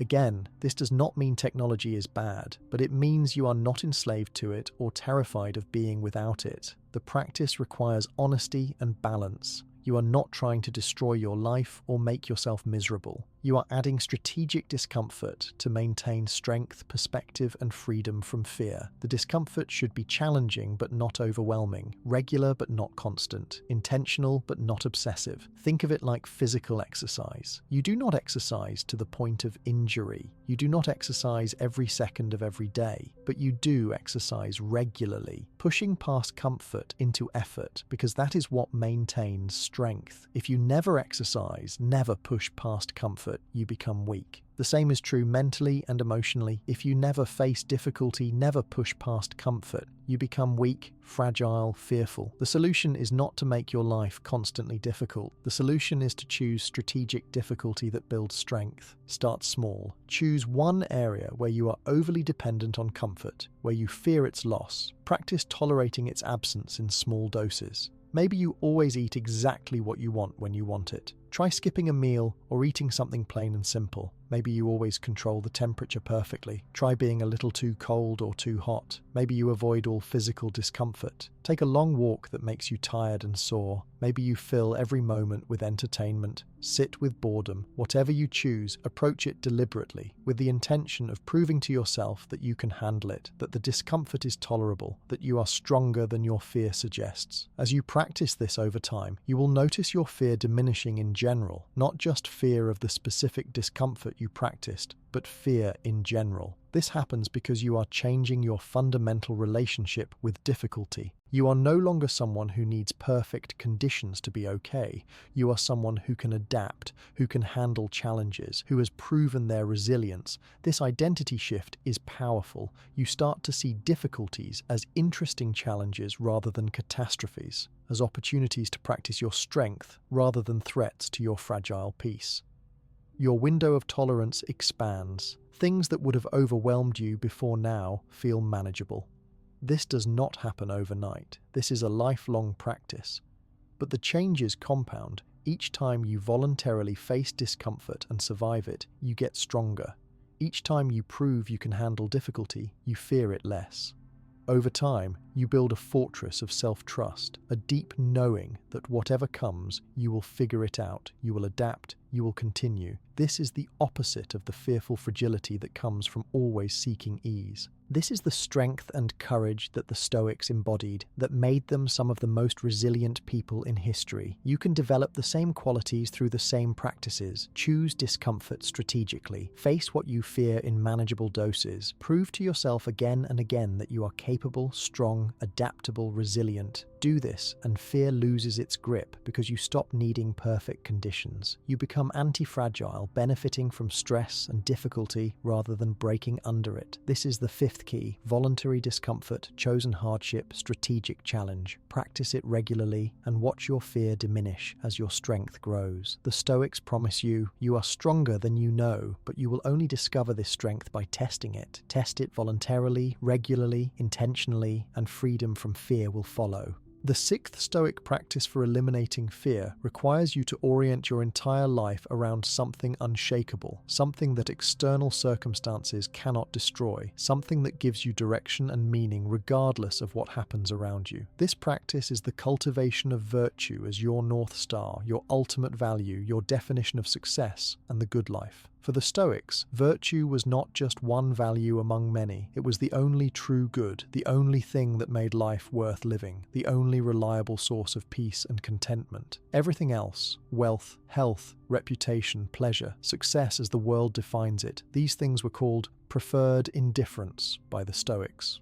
Preferred meaning you would reasonably choose them if given a choice, but indifferent meaning they are not actually good or bad in themselves. They do not determine whether you are living well or poorly. They do not touch the essence of your well-being. Only virtue is truly good. Only virtue determines whether your life is successful. Only virtue is entirely within your control. This radical reorientation of values is the key to eliminating fear, because most fear comes from the possibility of losing things you have defined as essential to your happiness, things you have made your identity, things you believe you must have to be okay. But if those things are actually indifferent, if they are not essential, if your happiness and sense of success come from something else entirely, something you cannot lose, then what is there to fear?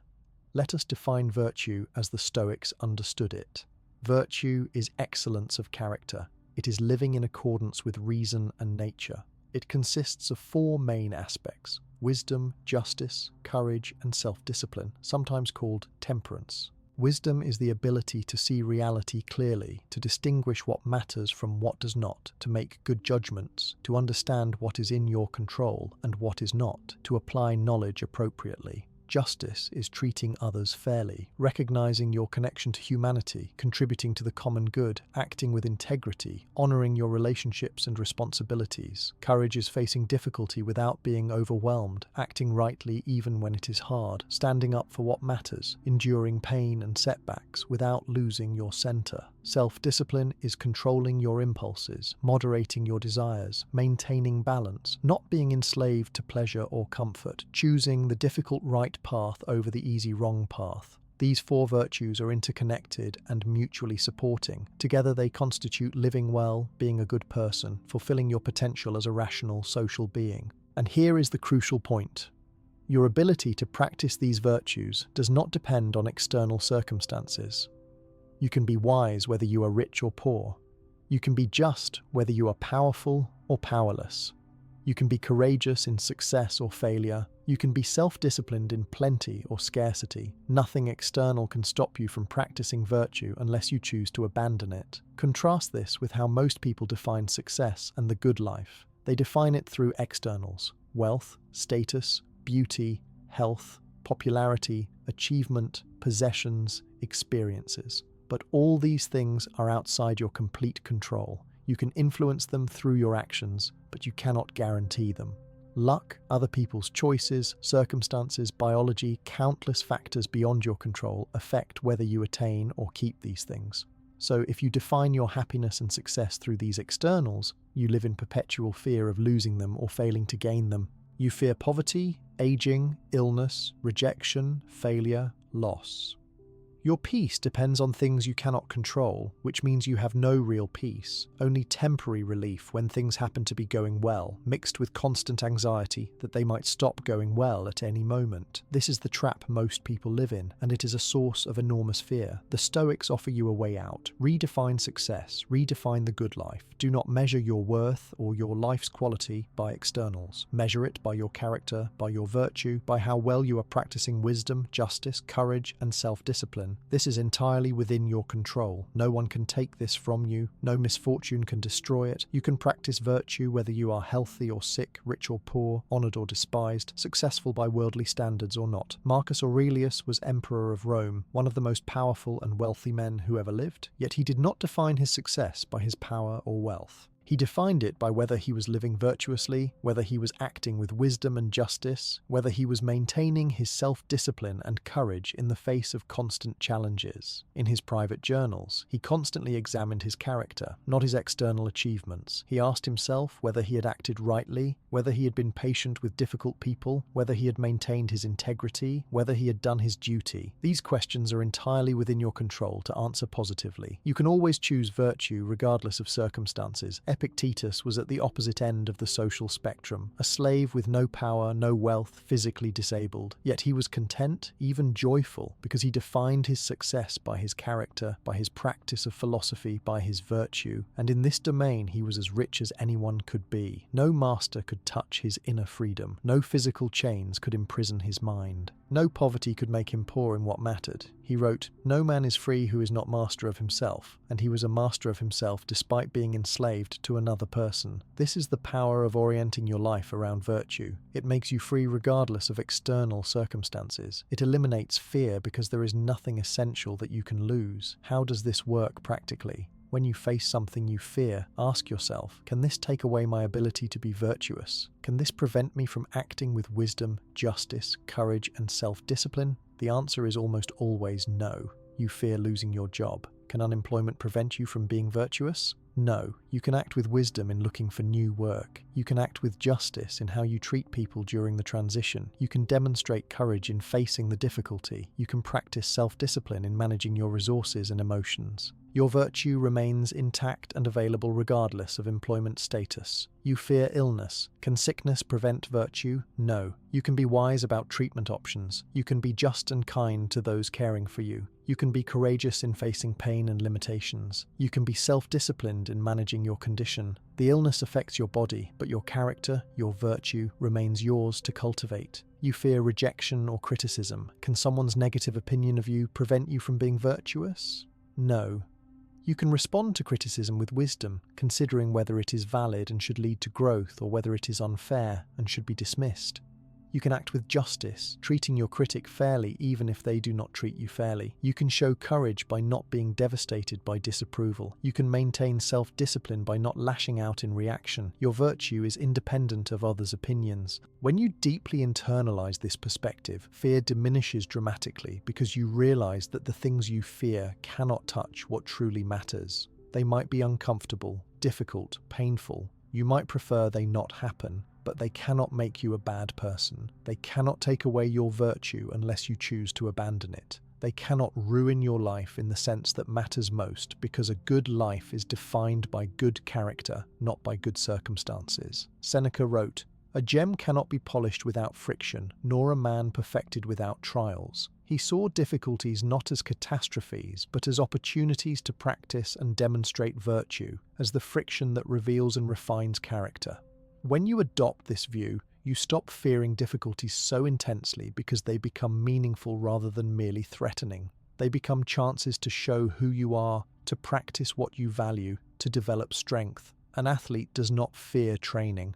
Training is hard, but it is meaningful, purposeful, leading toward the goal. When you orient your life around virtue, difficulties become like training, still hard, but no longer just threatening, now also valuable as opportunities to practice virtue. This shift in perspective changes everything. You might still prefer that nothing difficult happens. You still take reasonable precautions, but when difficulty comes, your response is different. Instead of, "Why is this happening to me?"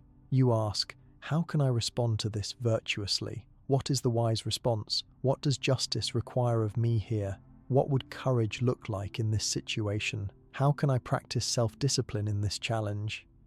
These questions are empowering rather than debilitating. They give you agency. They remind you of your control. They connect you to your values. Fear says, "Something bad might happen, and it will destroy me." Virtue says, "Something difficult might happen, and it will test me, give me a chance to demonstrate my character, reveal who I am." This is not naive optimism. The Stoics acknowledged that real suffering exists, that some situations are genuinely terrible. But even in terrible situations, you retain the ability to respond virtuously, to maintain your integrity, to act rightly. No situation, however bad, can force you to abandon virtue unless you choose to. Viktor Frankl, though not a Stoic, echoed this principle perfectly when he wrote about surviving Nazi concentration camps. He observed that even in that hell, prisoners retained the last human freedom, the freedom to choose their attitude, to choose how they would respond, to maintain dignity and help others, or to give up and descend into brutality. External circumstances were horrific and completely outside their control, but their inner response remained theirs. This is Stoicism in its purest form, maintaining virtue, character, and humanity even when externals are at their worst. For your own life, this means developing a clear sense of your values, of what virtue means to you in concrete terms, of what wisdom, justice, courage, and self-discipline look like in your daily choices. Then measure yourself by these standards rather than by external outcomes. Did you act with integrity today? Did you do your best with what was in your control? Did you treat people fairly? Did you face difficulty with courage? Did you maintain self-discipline when tempted to take the easy way? If you can answer yes to these questions, then the day was successful regardless of external results. Maybe your business deal fell through, but you acted with integrity throughout. Success. Maybe you did not achieve your goal, but you gave genuine effort and learned something. Success. Maybe someone is angry with you, but you treated them fairly and spoke truth kindly. success. This is a completely different scoreboard than the one society uses, but it is a scoreboard that you control, that leads to actual peace, that cannot be taken from you by bad luck or others' choices. Implementing this practice requires vigilance and repetition because you are swimming against the cultural current. Everything around you tells you that success is external, that happiness comes from having things, that you should fear losing what you have or failing to gain what you want. You must constantly remind yourself of the truth, that virtue is the only true good, that character is what matters, that your peace comes from within, that you already have everything essential as long as you have the capacity to choose virtue. One practical method is to review your day each evening, not primarily looking at what you accomplished externally, but examining how you acted, what choices you made, where you succeeded in being virtuous and where you fell short. Marcus Aurelius did this constantly in his writings. He would note when he had been patient or impatient, wise or foolish, courageous or cowardly, not to beat himself up, but to learn, to improve, to keep his focus on what actually mattered. You can do the same. Before sleep, mentally review your day. Where did you practice wisdom today? Where did you act justly? Where did you show courage? Where did you demonstrate self-discipline? Acknowledge and appreciate these moments. Then, where did you fall short? Where did you act unwisely, unjustly, cowardly, or without discipline? Acknowledge these too without harsh judgment, just honest recognition. What will you do differently tomorrow? This nightly practice keeps virtue at the center of your attention, makes it your measure of success, and gradually reshapes your entire orientation toward life. As this orientation solidifies, fear diminishes because you are no longer so attached to externals, no longer measuring your worth by them, no longer defining your happiness through them. You become like Marcus Aurelius, able to say, "Waste no more time arguing what a good man should be. Be one."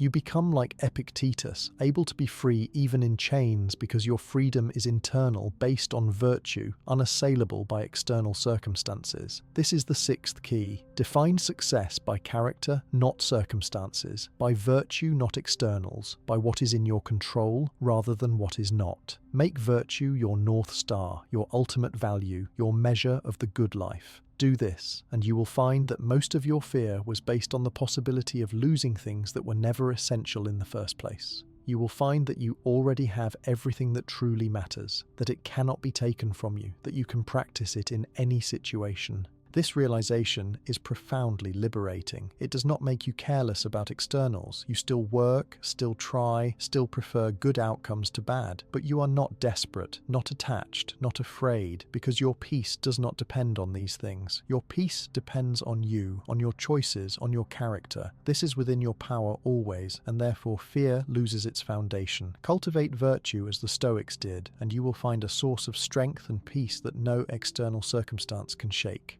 This is their promise, proven through their lives, available to you through practice and commitment. Begin tonight. Examine your day not by what happened to you, but by how you responded, not by outcomes, but by choices. Measure yourself by virtue and discover how much of your fear simply dissolves when you stop depending on things you cannot control. The seventh Stoic practice for eliminating fear requires you to confront directly the ultimate fear that underlies so many others, the fear from which countless smaller fears flow like streams from a source. This practice is accepting mortality, embracing impermanence, making peace with death and loss. Every fear you experience, if you trace it deeply enough, connects to mortality or impermanence. You fear failure because it feels like a death of your dreams or your self-image. You fear rejection because it threatens the death of connection. You fear loss because it is a form of death, the ending of something you value. You fear the unknown because it might contain death or suffering. You fear change because it is the death of the familiar. And underlying all of this is the ultimate fear, your own death, the absolute ending of everything you know as yourself, the final loss of control, the great unknown. Most people spend their entire lives running from this fear, distracting themselves from mortality, building elaborate structures of denial, filling every moment with busyness so they do not have to face the reality that they will die, perhaps soon, certainly, eventually. The Stoics took the opposite approach. They faced mortality directly, thought about it regularly, meditated on death not morbidly, but as a practice of liberation. This practice, called memento mori in Latin, meaning remember death, or remember you will die, was central to Stoic philosophy and daily practice. Why would deliberately thinking about death help you eliminate fear? Should it not increase fear? The Stoics discovered something counterintuitive. When you truly accept death, when you make peace with your mortality, when you integrate this truth fully into your consciousness, most of your fears dissolve. This happens for several reasons. First, accepting death puts everything else in perspective. When you remember that your time is limited and uncertain, that death could come today or decades from now but will definitely come, the things you worry about suddenly seem less important. Will you really waste your limited time worrying about what someone thinks of you? Will you really spend your precious days anxious about a minor setback? Will you really let fear of embarrassment prevent you from living fully when you might not have much time left? The awareness of mortality clarifies what matters. Second, accepting death means accepting the ultimate loss of control. You cannot prevent death. You cannot negotiate with it. It will come when it comes. If you can accept this, if you can make peace with this absolute loss of control, then smaller losses of control become easier to accept. You stop fighting so hard to control outcomes. Stop living in fear that things will not go your way, because you have already accepted the ultimate outcome, the only outcome that is absolutely certain. You will die, and there is nothing you can do about it. This acceptance ripples outward to all other areas of uncertainty and lack of control. Third, meditating on death reminds you that everything is borrowed, temporary, on loan. Nothing truly belongs to you permanently, not your possessions, not your relationships, not your health, not your body,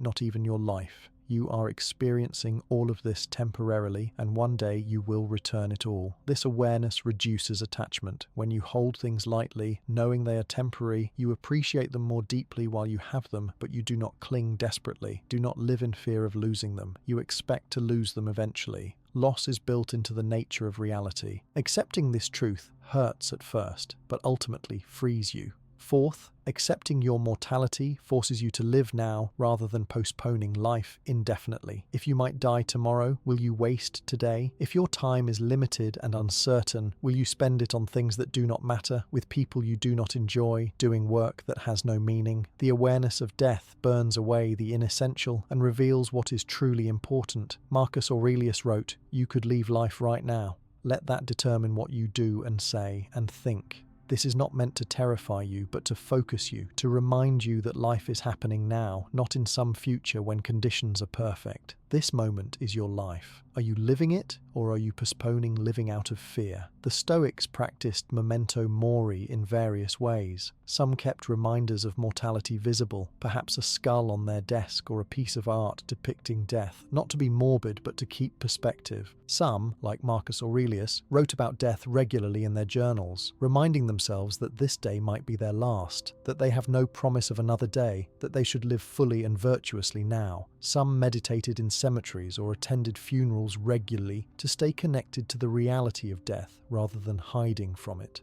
Some practiced imagining their own death, walking through it mentally, considering what it would be like, how they wanted to approach it, what would matter in their final moments. This was not depressing for them. It was liberating, clarifying, motivating. When you remember that you will die, you stop sweating the small stuff. You stop letting petty fears run your life. You focus on what matters: love, virtue, presence, contribution, growth, connection. The Stoics were not depressed or morbid. They were often described as remarkably joyful and present, able to enjoy life fully precisely because they were not in denial about death. When you accept death, you can fully embrace life. When you deny death, you live half alive, always anxious, always trying to avoid thinking about the reality of your condition. Consider how much of your fear is really about death in disguise. You fear losing your job. Why? Follow the fear down. Losing your job might mean losing your income, which might mean losing your home, which might mean being on the street, which might mean suffering and possibly death. Most fears, if you follow them deep enough, connect to survival, to death. But when you accept that you will die anyway, that your life is temporary anyway, that safety is always somewhat illusory, these fears lose some of their grip. You still take reasonable precautions. You still try to maintain your livelihood, but you are not desperately attached because you know that you cannot ultimately prevent death, and you know that clinging desperately to safety does not make you safer, just more anxious. You fear illness. Why? Because illness might lead to death, or because it reminds you that your body is fragile and will eventually fail. But your body is fragile and will eventually fail whether you fear this or not. Accepting this truth allows you to care for your health without being paralyzed by health anxiety, to enjoy your body's capabilities while you have them without being terrified of losing them. You fear losing loved ones. This fear is deep and painful because you know it is inevitable. Everyone you love will die, or you will die first. This is heartbreaking, and the Stoics did not deny the pain of loss, but they distinguished between natural grief, which is appropriate and healthy, and the fear-driven avoidance of connection, because you might lose people. Some people protect themselves from loss by not loving fully, by keeping distance, by building walls. The Stoics said this is a mistake. Love fully, knowing that loss is inevitable. The time you have together is precious precisely because it is temporary. Love harder because death is real, not less. Seneca wrote to his friend about losing loved ones. We are born into a world where this is the condition. We are subject to death, and so is everything we love. To wish it otherwise is to wish for the impossible and to suffer unnecessarily. This sounds harsh, but it is actually compassionate. Accepting the reality of loss allows you to grieve when it comes without being destroyed by it, allows you to love without the shadow of fear poisoning every moment. Marcus Aurelius had a practice that seems cold at first, but reveals deep wisdom. He would look at his children and remind himself, today they are alive, but tomorrow they might not be. Not because he did not love them, but because he loved them deeply and wanted to appreciate them fully while he had them, not take them for granted, not assume they would always be there. This awareness made him a more present, more appreciative father. He did not waste time with them on trivialities or anger. He treasured the time he had.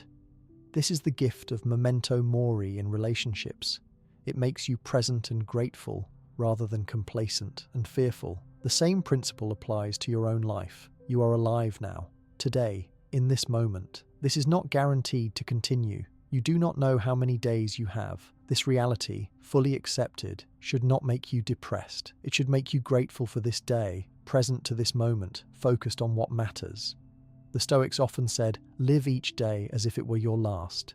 This does not mean be reckless or irresponsible. It means be intentional, be present, be virtuous. Do not postpone what matters. Do not waste the time you have on fear or triviality or resentment. How do you practice this? Start by simply acknowledging the truth that you try to avoid. You will die. Say it to yourself. I will die. I do not know when, but it will happen. My life is temporary. Notice what comes up when you say this. Fear, sadness, resistance, acceptance. Just notice without judgment. Sit with the reality. Then extend the contemplation. Everyone you love will die. Everything you have will be lost. This body will fail. This mind will end. Nothing you are experiencing now is permanent. Again, notice what arises. Breathe with it. The goal is not to become numb or depressed, but to accept reality so fully that denial no longer drains your energy, so fully that you can live without the constant background fear of death because you have already faced it and made peace with it. Another practice. Imagine it is your last day alive.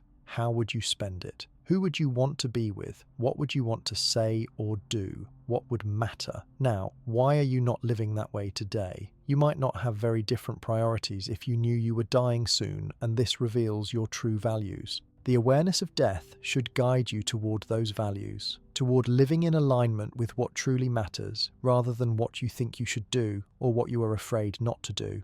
Another practice. Visit places that remind you of mortality. Cemeteries, hospitals, memorial sites, not to be morbid, but to stay honest about reality. Everyone buried in a cemetery once lived as you are living now. They had hopes, fears, plans, problems.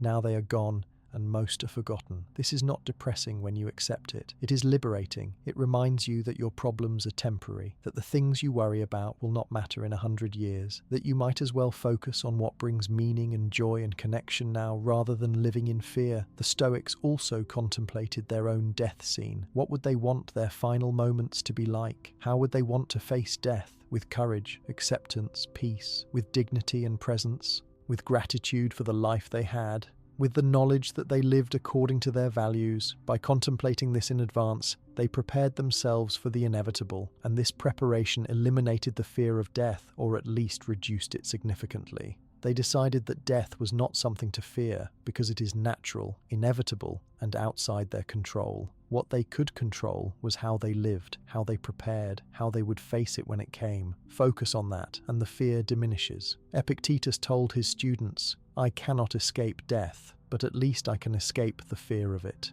This distinction is crucial. Death will happen. Fear of death is optional. The fear does not protect you from death, it just makes your life miserable. Accepting death does not hasten it, but it makes your life richer, more present, more free. There is also a social dimension to this practice. Modern culture is death-denying. We hide death away in hospitals and nursing homes, avoid talking about it, use euphemisms, create an illusion that death is not real, or is only for other people, or is far in the future. This denial creates enormous anxiety because reality keeps breaking through. The Stoics were death-aware in a way that our culture is not. Death was more visible in their world, more present, less medicalized and hidden. This helped them accept it. You can choose to be more aware, more honest, more accepting, even though the culture encourages denial. Talk about death, think about death, plan for death, make a will, discuss your wishes with loved ones. Do not let death be this unspoken terror lurking in the background. Bring it into the light, examine it, accept it. This robs it of its power to terrify you. Another angle on this practice is contemplating the deaths of those you love. This is painful but valuable. Imagine their funeral. What would you want to say? Have you said it? Imagine not being able to see them again. Have you shown them what they mean to you? Have you resolved conflicts? Have you expressed love?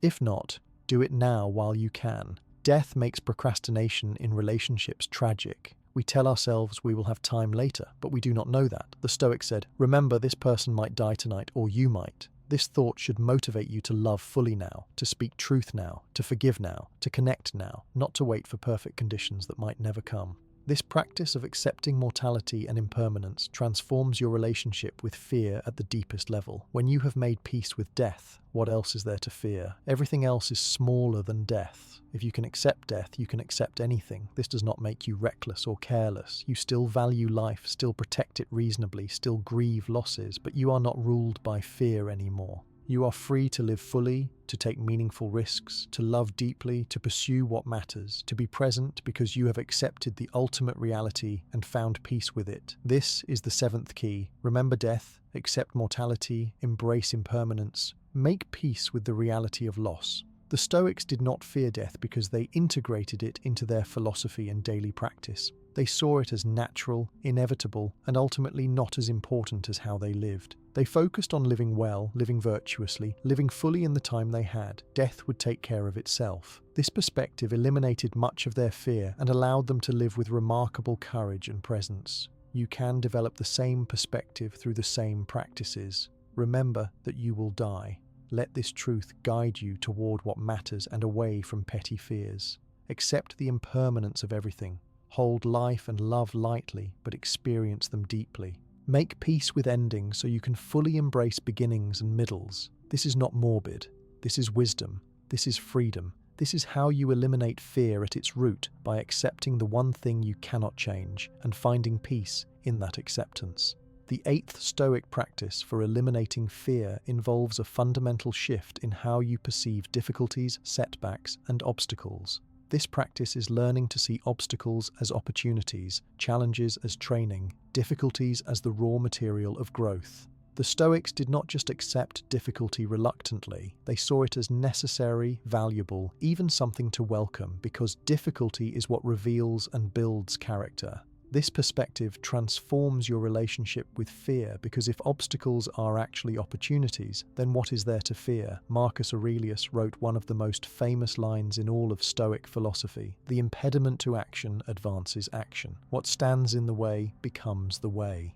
Read that slowly. What stands in the way becomes the way. The obstacle is not just something to overcome despite its difficulty. The obstacle is the path forward. The difficulty is not separate from your progress. The difficulty is your progress. This is not word games or positive thinking. This is a profound philosophical insight about the nature of growth and character development. You cannot become strong without resistance. You cannot develop patience without irritation. You cannot learn courage without fear. You cannot build resilience without adversity. The very obstacles you face are the means by which you develop the qualities you need. Without them, you would remain weak, untested, uncertain of your capabilities.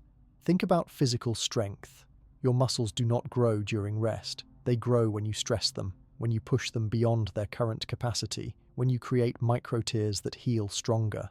The resistance, the difficulty, the weight you are pushing against is not preventing your growth. It is causing your growth. If you avoided all resistance, stayed comfortable, never lifted anything heavy, you would become weak. The obstacle, the resistance, is necessary for strength. The same principle applies to character, to mental and emotional strength. You do not develop these qualities through ease and comfort. You develop them through difficulty and challenge. The Stoics understood this deeply and taught that every obstacle is a gift, an opportunity to practice virtue, a chance to grow stronger, a necessary part of becoming who you are meant to become. When you adopt this perspective, difficulty stops being something to fear and becomes something to meet with interest and determination, not because you enjoy suffering, but because you recognize its value, its necessity, its potential. Epictetus told his students that difficulties are sent to test and train them, to make them philosophers in practice rather than just theory. He said, "Circumstances do not make the man, they only reveal him to himself." Difficulty shows you who you are, what you are made of, where you need to grow. Without difficulty, you never discover your strength or your weaknesses. You remain untested, uncertain. This is why the Stoics saw athletes and soldiers as models. Athletes welcome the hard training that makes them stronger. They do not wish for easy workouts. They know that easy training produces weak performance. They embrace the difficulty as necessary. Soldiers in training are put through harsh conditions deliberately to prepare them for the hardships of actual combat. If their training were easy, they would fail in real situations. They need the difficulty of training to survive the difficulty of war. The Stoics saw all of life this way. Life is your training ground. The difficulties you face are preparing you, strengthening you, teaching you. If you had an easy life with no challenges, you would be weak and helpless when difficulty finally came, and it always comes eventually. So the difficulties you face now are actually protecting you by building your capacity to handle greater difficulties. This perspective changes everything. Instead of, "Why is this happening to me?" you ask, "What is this teaching me? What quality am I building through this challenge? How am I becoming stronger?" These questions are empowering. They give meaning to suffering. They transform you from a victim of circumstances to a student learning from life's curriculum. Every difficult person is teaching you patience. Every setback is teaching you resilience. Every failure is teaching you humility and perseverance. Every fear you face is teaching you courage. Nothing is wasted. Nothing is merely negative. Everything has potential value if you look for the lesson.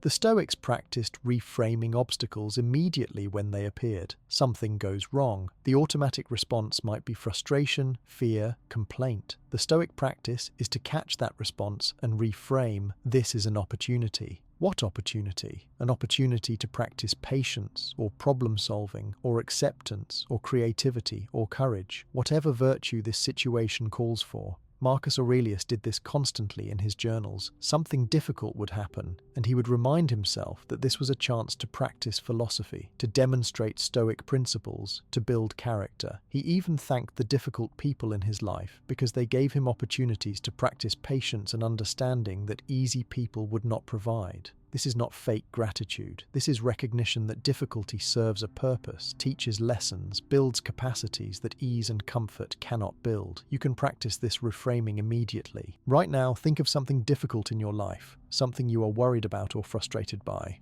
Now ask, what is this situation teaching me? What quality does this challenge me to develop? How might I grow through this? What opportunity exists within this difficulty? Maybe you are dealing with a difficult relationship. The obstacle This person is frustrating, draining, conflict-prone. The opportunity. This person is your training in patience, boundaries, communication, compassion for difficult people, not taking things personally. If everyone in your life were easy and agreeable, you would never develop these skills. This difficult person is actually a gift, a challenging gift, but a gift nonetheless. Maybe you are facing financial difficulty. The obstacle. Not enough money, stress about bills, having to cut back. The opportunity, learning to live with less, discovering what is truly necessary, developing resourcefulness and creativity, reducing attachment to material things, proving to yourself that you can be okay without abundance. This difficulty might teach you lessons and build strengths that serve you for life. Maybe you are dealing with illness or injury. The obstacle, pain, limitation, loss of abilities you took for granted. The opportunity, developing patience with your body, learning to ask for and receive help, discovering gratitude for ordinary health, finding meaning beyond physical capability, practicing acceptance of what you cannot control. Suffering can break people, but it can also deepen people, make them more compassionate, more wise, more aware of what matters. The difference is often whether you see the suffering as meaningless or as meaningful, as purely destructive or as potentially transformative. The Stoics chose to see it as meaningful, as transformative, as opportunity disguised as obstacle. This is not denying that suffering hurts. It hurts. But the Stoics insisted that how much you suffer beyond the immediate pain depends largely on your interpretation, your meaning-making, your response. Two people can face the same difficulty. One sees only loss and injustice and becomes bitter, broken, fearful. The other sees challenge and opportunity and becomes stronger, wiser, more resilient. The external situation is the same. The difference is internal, in perception and response. This is the essence of the obstacle becoming the way. The external obstacle is neutral. Your response to it determines whether it destroys you or builds you, whether it is merely an obstacle or also a path forward. Modern psychology supports this Stoic wisdom through concepts like post-traumatic growth and adversarial growth, the recognition that people can grow through trauma and difficulty, becoming stronger and developing new capacities they would not have developed through ease. This is not guaranteed. Some people are broken by trauma. But the possibility of growth through difficulty is real and documented. The Stoics would say this possibility is always present if you approach difficulty with the right mindset, if you see it as training rather than punishment, as opportunity rather than just obstacle. The key is agency. When you see yourself as a victim of obstacles, you feel helpless, powerless, fearful. When you see yourself as a student learning from obstacles or an athlete training through obstacles, you feel capable, purposeful, even eager to prove yourself. The situation is the same. Your position changes from passive to active, from helpless to engaged. This shift eliminates much of the fear because fear thrives on helplessness. When you feel capable of handling and learning from whatever comes, fear has little room to grow.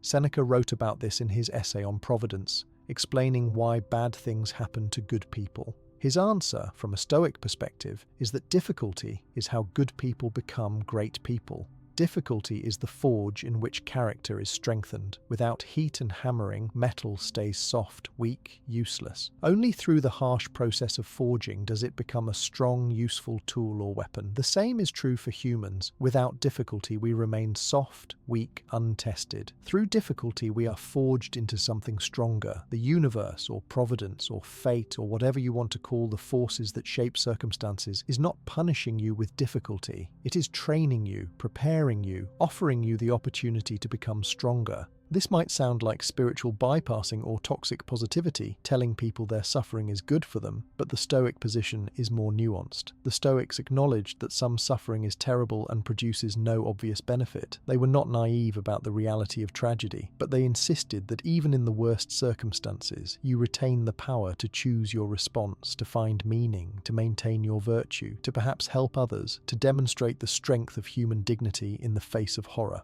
Viktor Frankl's account of surviving the concentration camps illustrates this Stoic principle perfectly. The suffering was real, terrible, traumatic, but those who found meaning in their suffering, who saw it as a test of their character, who used it as an opportunity to help fellow prisoners or to maintain their humanity, those individuals survived psychologically better than those who saw only meaningless horror. The obstacle of the camps became for some not a path they would have chosen, but a path that revealed their strength and humanity in ways comfort never could. This is an extreme example, but the principle applies at all scales. You probably are not facing anything like concentration camps, but you are facing obstacles. Those obstacles can crush you if you see them as pure negative, pure threat, pure loss, or those obstacles can strengthen you if you see them as training, as opportunity, as the raw material of growth. The practice, then, is to cultivate this perspective deliberately. When obstacles appear, and they will appear constantly in various forms, practice immediate reframing. First thought might be fear or frustration. Second thought, trained through practice, becomes, what opportunity does this contain? How can I grow through this? What is this teaching me? Do this enough times, and it becomes automatic. You develop a reflex of finding opportunity in obstacles, of meeting difficulty with curiosity rather than fear, of asking, how can I use this? Rather than, why is this happening to me?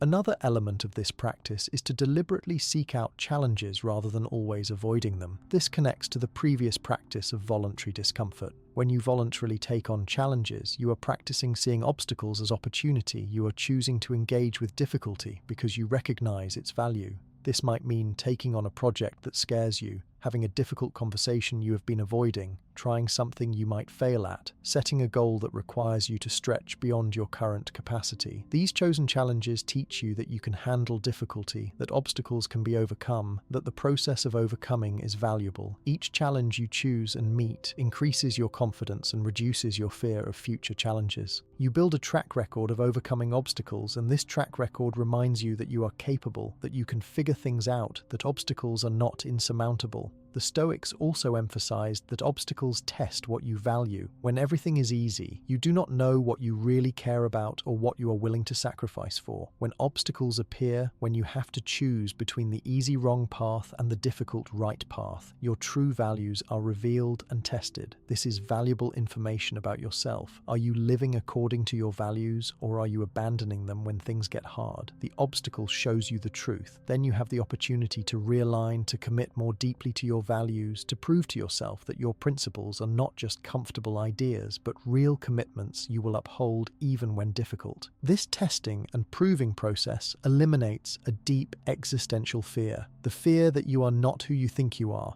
that you would collapse under pressure, that your values are just nice ideas you hold when convenient. When you face obstacles and maintain your values, you prove to yourself that you are strong, that you are committed, that you can be trusted even in difficulty. This self-trust is the opposite of fear. Another powerful reframe is to see obstacles as redirects. Sometimes what seems like an obstacle preventing you from getting what you want is actually redirecting you towards something better that you could not see. The job rejection that seemed devastating leads you to a better opportunity. The relationship that ended painfully makes room for a healthier relationship later. The plan that failed forces you to develop a better plan.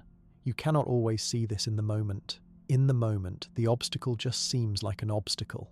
But looking back, you can often see that what seemed like an obstacle was actually a necessary redirection. Holding this possibility lightly, not as a guarantee, but as a real possibility, helps you meet obstacles with less fear and more openness. Maybe this obstacle is protecting you from something or guiding you towards something you cannot yet see. Tonight, commit to this practice. When you encounter obstacles, and you will encounter them daily in small and large forms, practice the reframe. What stands in the way becomes the way. This obstacle is an opportunity. This difficulty is training. This challenge is revealing and building my character. This is not just positive thinking. This is the recognition of a deep truth, that you grow through difficulty, not through ease, and therefore difficulty, while not pleasant, is valuable and necessary. When you see difficulty as valuable, you stop fearing it so intensely. You still might prefer ease, but you do not need ease to be okay. You can meet difficulty with courage and curiosity, knowing that you will emerge stronger if you engage with it well. This is the 8th key. Transform obstacles into opportunities. Difficulties into training, setbacks into lessons.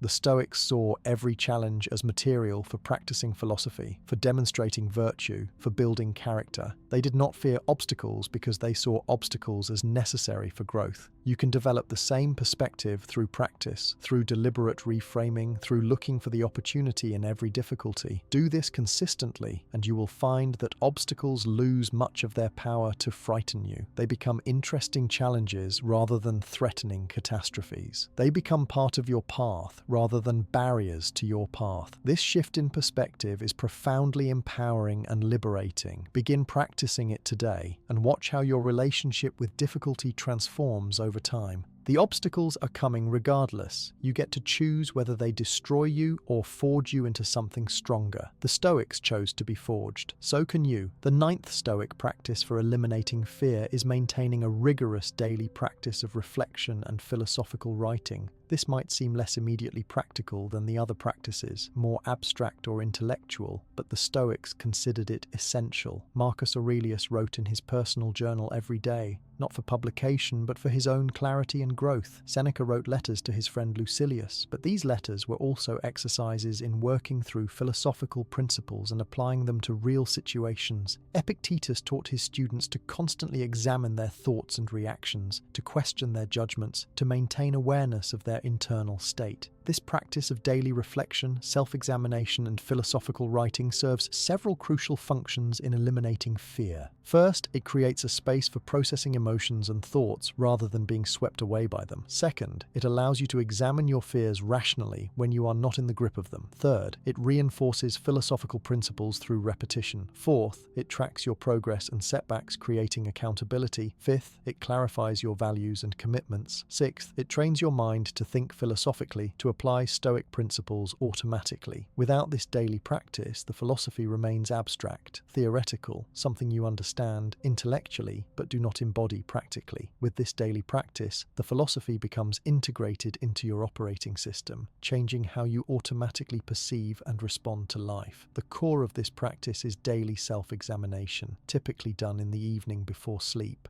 You review your day not primarily to judge yourself harshly, but to learn, to notice patterns, to celebrate progress, to identify areas for growth. The Stoics recommended asking yourself several questions. Where did I act with virtue today, demonstrating wisdom, justice, courage, or self-discipline? Acknowledge and appreciate these moments. This is not arrogance. This is recognition of when you lived according to your values. Where did I fall short today, acting without wisdom, justice, courage, or self-discipline? Name these moments honestly, without harsh self-judgment, just clear observation. What triggered these lapses? What was I thinking or feeling? What could I have done differently? This is learning, not condemnation. What did I fear today? Name the fears specifically. Looking at them now in calm reflection, do they seem reasonable or exaggerated? What was I really afraid of beneath the surface fear? What Stoic principles apply to this fear? How could I think about this situation differently? What opportunities for growth or virtue practice did I encounter today? Did I take advantage of them or avoid them? What will I commit to doing differently tomorrow? Make specific, manageable commitments, not vague resolutions. This process takes perhaps 10 to 15 minutes but creates enormous value over time. You become much more aware of your patterns, your triggers, your typical responses. This awareness is necessary for change. You cannot change what you do not notice. Marcus Aurelius's Meditations is essentially his journal of this daily practice. He wrote reminders to himself of Stoic principles, examined his reactions to events, questioned his judgments, gave himself pep talks, criticized his own errors, recommitted to his values. Reading his Meditations, you see a man in constant dialogue with himself, constantly trying to improve, constantly catching himself in unstoic thoughts and correcting them. This was not weakness. This was the practice. Even an emperor, even a trained philosopher, needed daily practice to maintain his philosophical perspective, because the mind naturally slips toward fear, complaint, desire, and judgment. The practice is to catch these slips and correct them daily, patiently, persistently. You can do the same. You do not need to be an emperor or a trained philosopher. You just need to commit to daily reflection and honest self-examination. Get a journal or notebook dedicated to this practice. Each evening, write your reflections. Do not worry about writing beautifully or for an audience. This is for you, for your own clarity and growth. Write honestly about what you experienced, felt, thought, feared. Then examine these experiences through a Stoic lens. What was in my control? What was outside my control? Where did I add fearful interpretation to neutral events? Where did I let my emotions run wild instead of examining them rationally? Where did I practice virtue? Where did I fail to practice virtue? What will I do tomorrow? The act of writing is important, not just thinking. Writing forces clarity. You cannot write vague thoughts. You have to pin them down, articulate them, which reveals their logic or illogic. You might think you have examined a fear, but when you try to write about it, you discover assumptions you did not know you were making, illogical connections, catastrophic thinking patterns. Writing reveals these patterns so you can address them. Writing also creates a record. You can look back over weeks or months and see patterns you could not see day to day.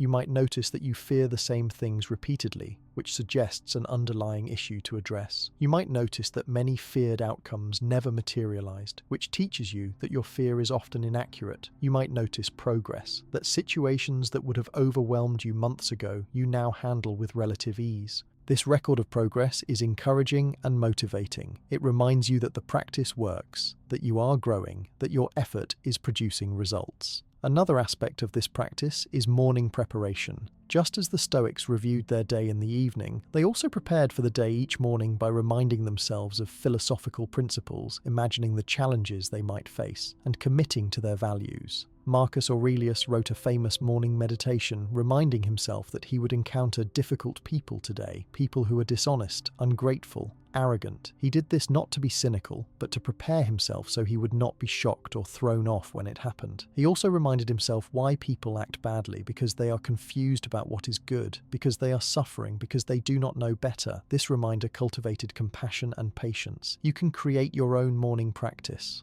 Before you start your day, perhaps while still in bed or during morning coffee, take a few minutes to ground yourself philosophically. Remind yourself of your values. Today, I will practice wisdom, justice, courage, and self-discipline. Today, I will focus on what is in my control and release what is not. Today, I will meet obstacles as opportunities. Today, I will remember that my time is limited and I will not waste it on fear or resentment. Visualize the day ahead. What challenges might you face? How do you want to respond to them? If you have a difficult meeting, visualize responding with calm and wisdom. If you anticipate a frustrating situation, visualize responding with patience. This mental rehearsal prepares you, makes your desired response more likely. This morning practice sets your intention for the day, reminds you of who you want to be, prepares you for difficulty. Then in the evening, you review whether you lived up to your intentions, where you succeeded, where you fell short, and what you will commit to tomorrow. This daily cycle of preparation, experience, and reflection creates a powerful feedback loop that accelerates your growth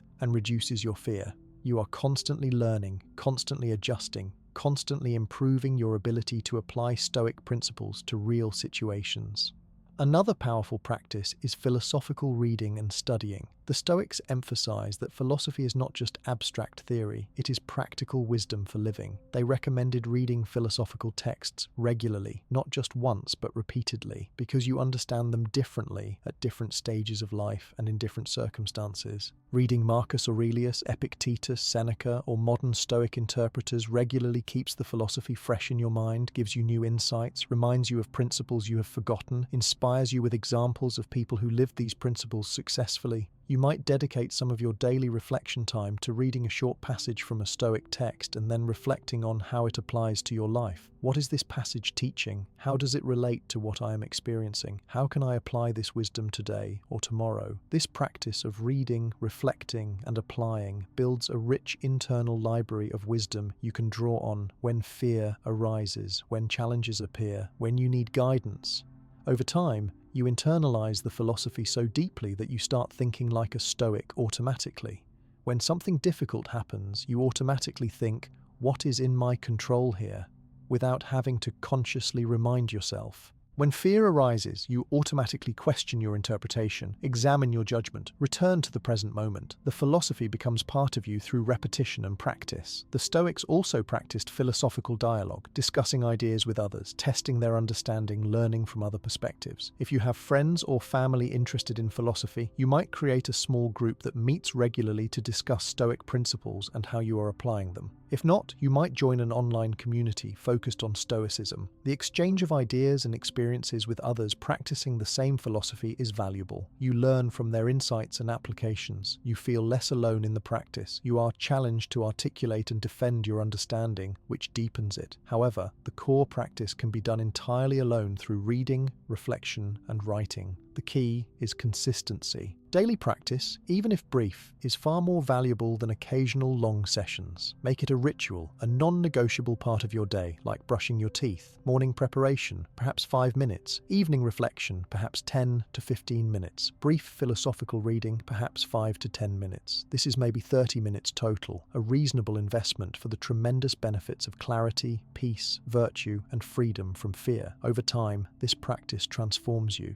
You become more self-aware, more intentional, more philosophical in your approach to life. You catch your fearful thoughts quickly and correct them. You notice your progress. You embody the principles more and more naturally. Without this practice, you might understand Stoicism intellectually, but struggle to apply it in the moment. With this practice, the philosophy becomes second nature. Another element is gratitude practice, which the Stoics incorporated into their reflections.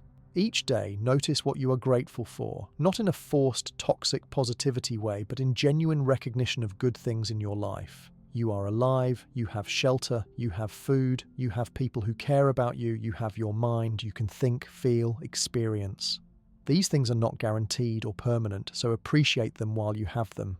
Gratitude counters fear, because fear focuses on what you might lose or what might go wrong, while gratitude focuses on what you have and what is going right.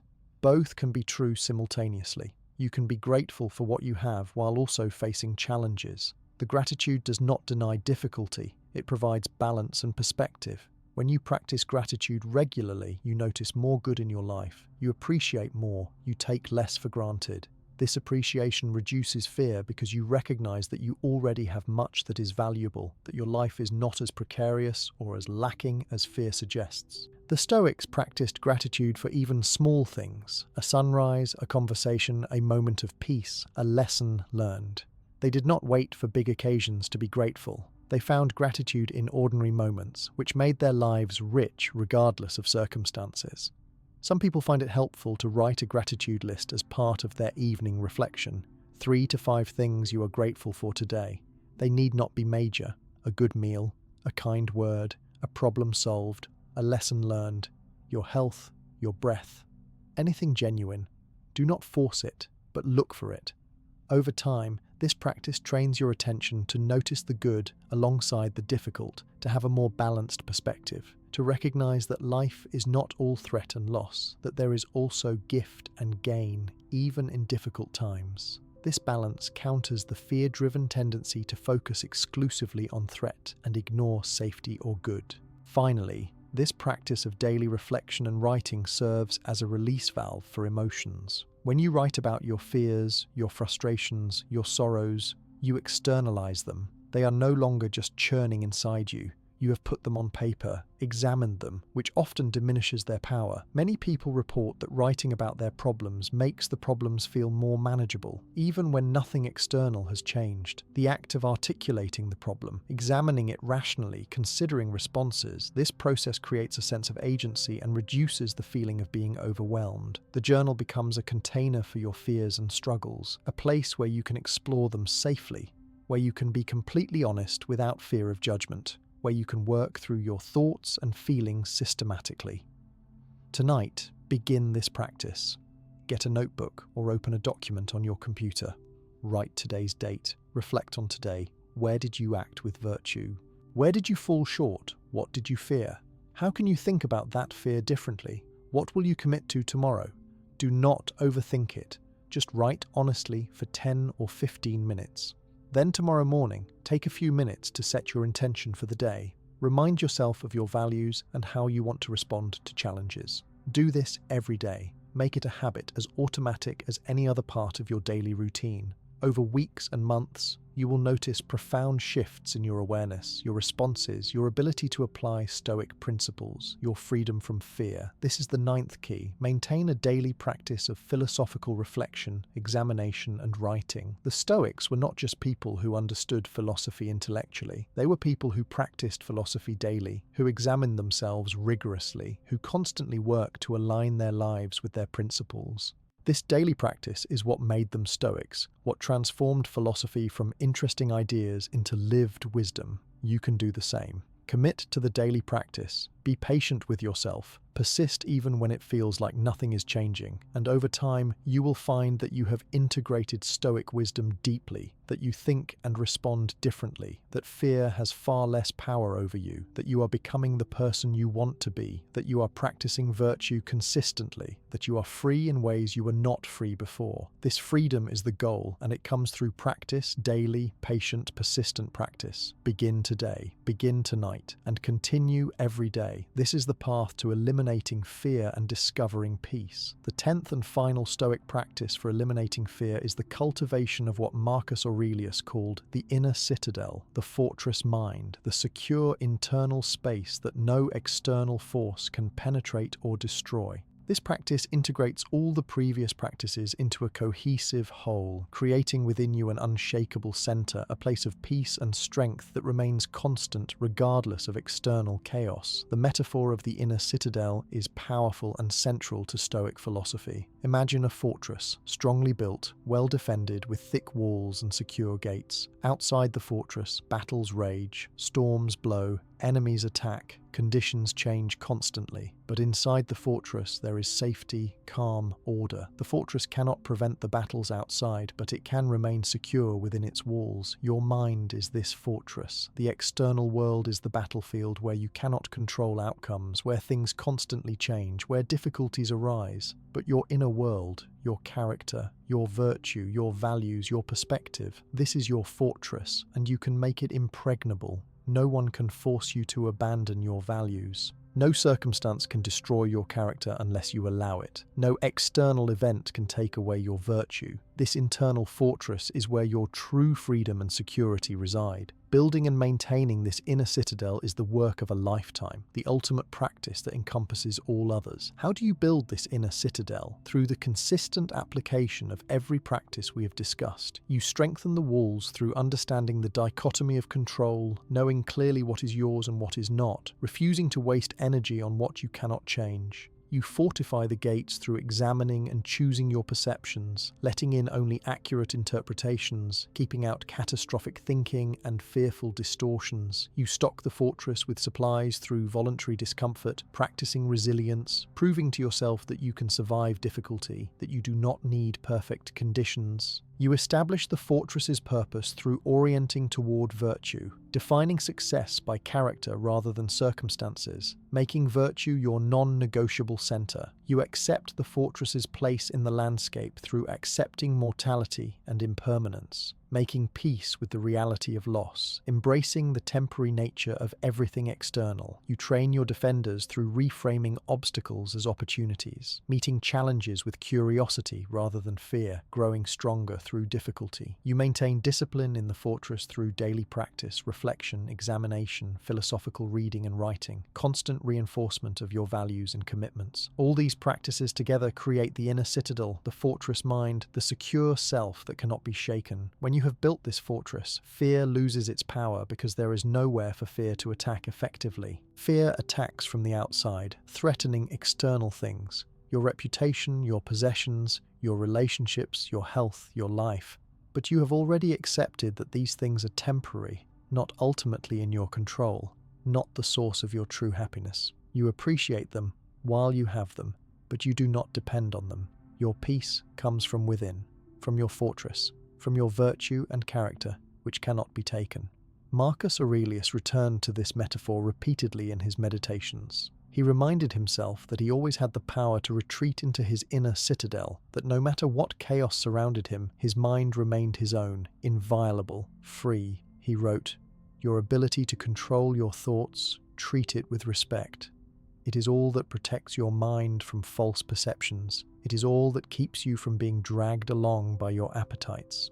your ability to control your thoughts. This is the ultimate power, the key to the inner citadel. You cannot always control what happens outside, but you can always control what happens inside, what you think, how you perceive, what you value, what you choose. This internal control is your sovereignty, your kingdom, your fortress.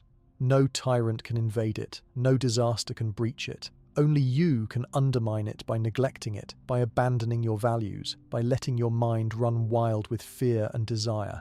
But if you maintain it, if you guard it carefully, if you practice daily the disciplines that strengthen it, then you have a refuge that is always available, always safe, always yours. Epictetus, despite being a slave physically, was free internally because he maintained his inner citadel. His master could control his body, his circumstances, but not his mind, not his values, not his character. He wrote, "We must undergo a hard winter training and not rush into things for which we have not prepared." He saw life as requiring preparation, training, the building of inner strength so that when difficulties come, you are ready, your fortress is secure, you are not easily shaken. The inner citadel is not about isolation or withdrawal from the world. The Stoics were deeply engaged in social and political life. Marcus Aurelius was emperor. Seneca was an advisor and statesman. They did not hide from the world, but they maintained an internal independence from the world, a core that was not dependent on external approval or circumstances. They engaged fully while remaining internally free. This is the balance to strike. Participate in life, love people, work toward goals, contribute to society, but do not make your peace dependent on outcomes. Do not let external events determine your internal state. Maintain your fortress, your center, your virtue, and from that secure base, engage with the world fully, but without desperate attachment. This inner citadel also serves as a refuge during times of overwhelm, when external demands feel like too much, when the world is too loud, too chaotic, too frightening. You can retreat temporarily into your inner fortress, not to hide permanently, but to rest, to reconnect with your values, to remember what matters, to regain perspective. This retreat is not weakness, it is wisdom, recognizing when you need to pull back briefly to maintain your strength. In practical terms, this might mean taking a break from news and social media when it is overwhelming. It might mean spending time alone to think and reflect when you have been too socially engaged. It might mean saying no to demands that would compromise your values or exhaust you beyond your capacity. It might mean setting boundaries that protect your internal peace even if others do not understand. The fortress has gates, and you control what you let in and what you keep out.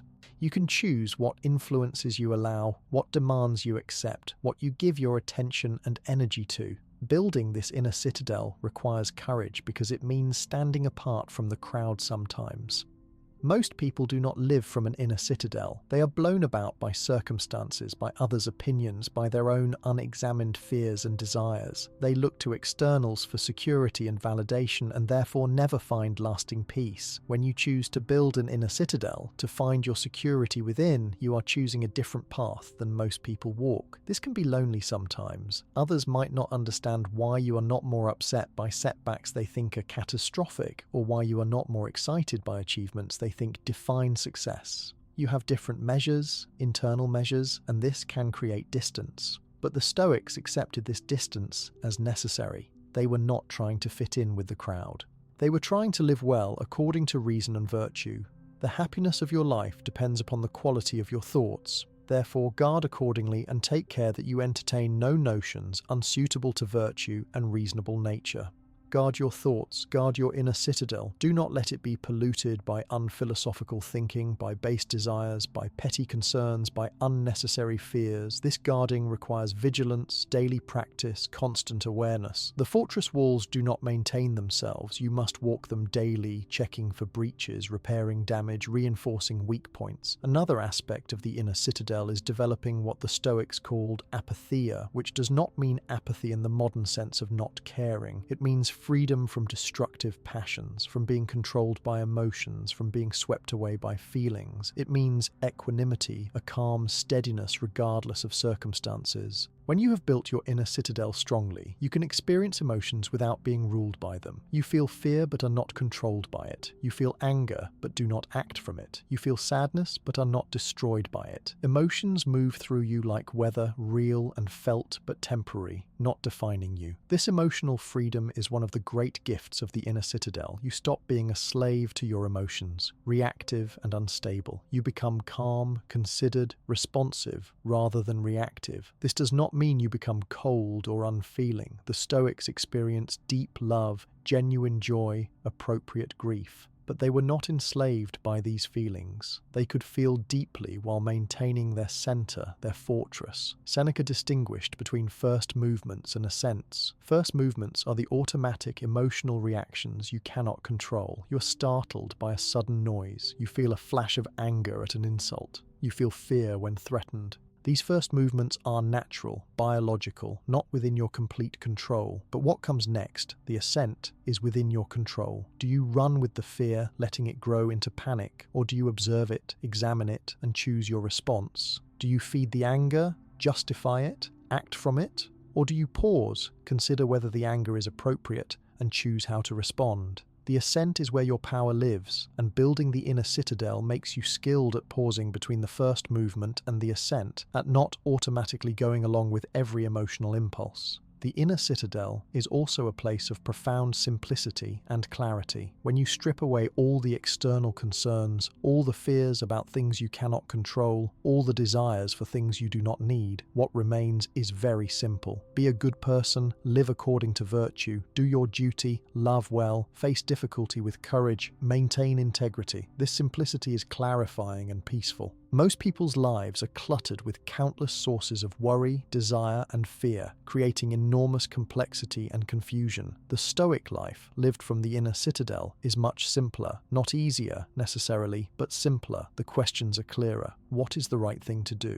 What is in my control? What does virtue require here? How can I maintain my integrity? These questions have straightforward, if not always easy, answers. The clutter of what will people think? What if I fail? What if I lose what I have? How can I get what I want? All this falls away when you live from the inner citadel because these questions depend on externals you cannot control, while the questions about virtue and duty depend only on you. Building the inner citadel also means accepting that you are sufficient, that you are enough, that you do not need to be someone else or somewhere else or have something else to be okay.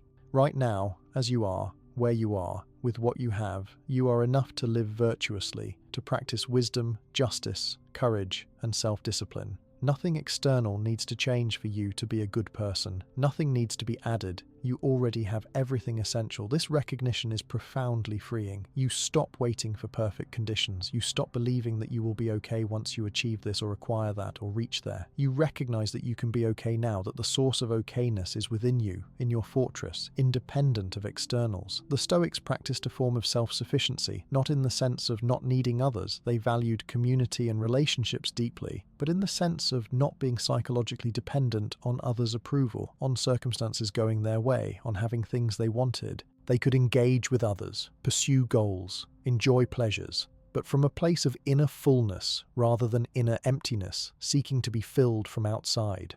This self-sufficiency is the mark of a well-built inner citadel. You are complete within yourself, whole, not lacking anything essential. From this wholeness, you can connect with others genuinely, not needily. You can pursue goals passionately, not desperately. You can enjoy pleasures gratefully, not addictively. The difference is subtle but profound. When your sense of okayness comes from within, from your fortress, everything external becomes an addition rather than a requirement, a gift rather than a need.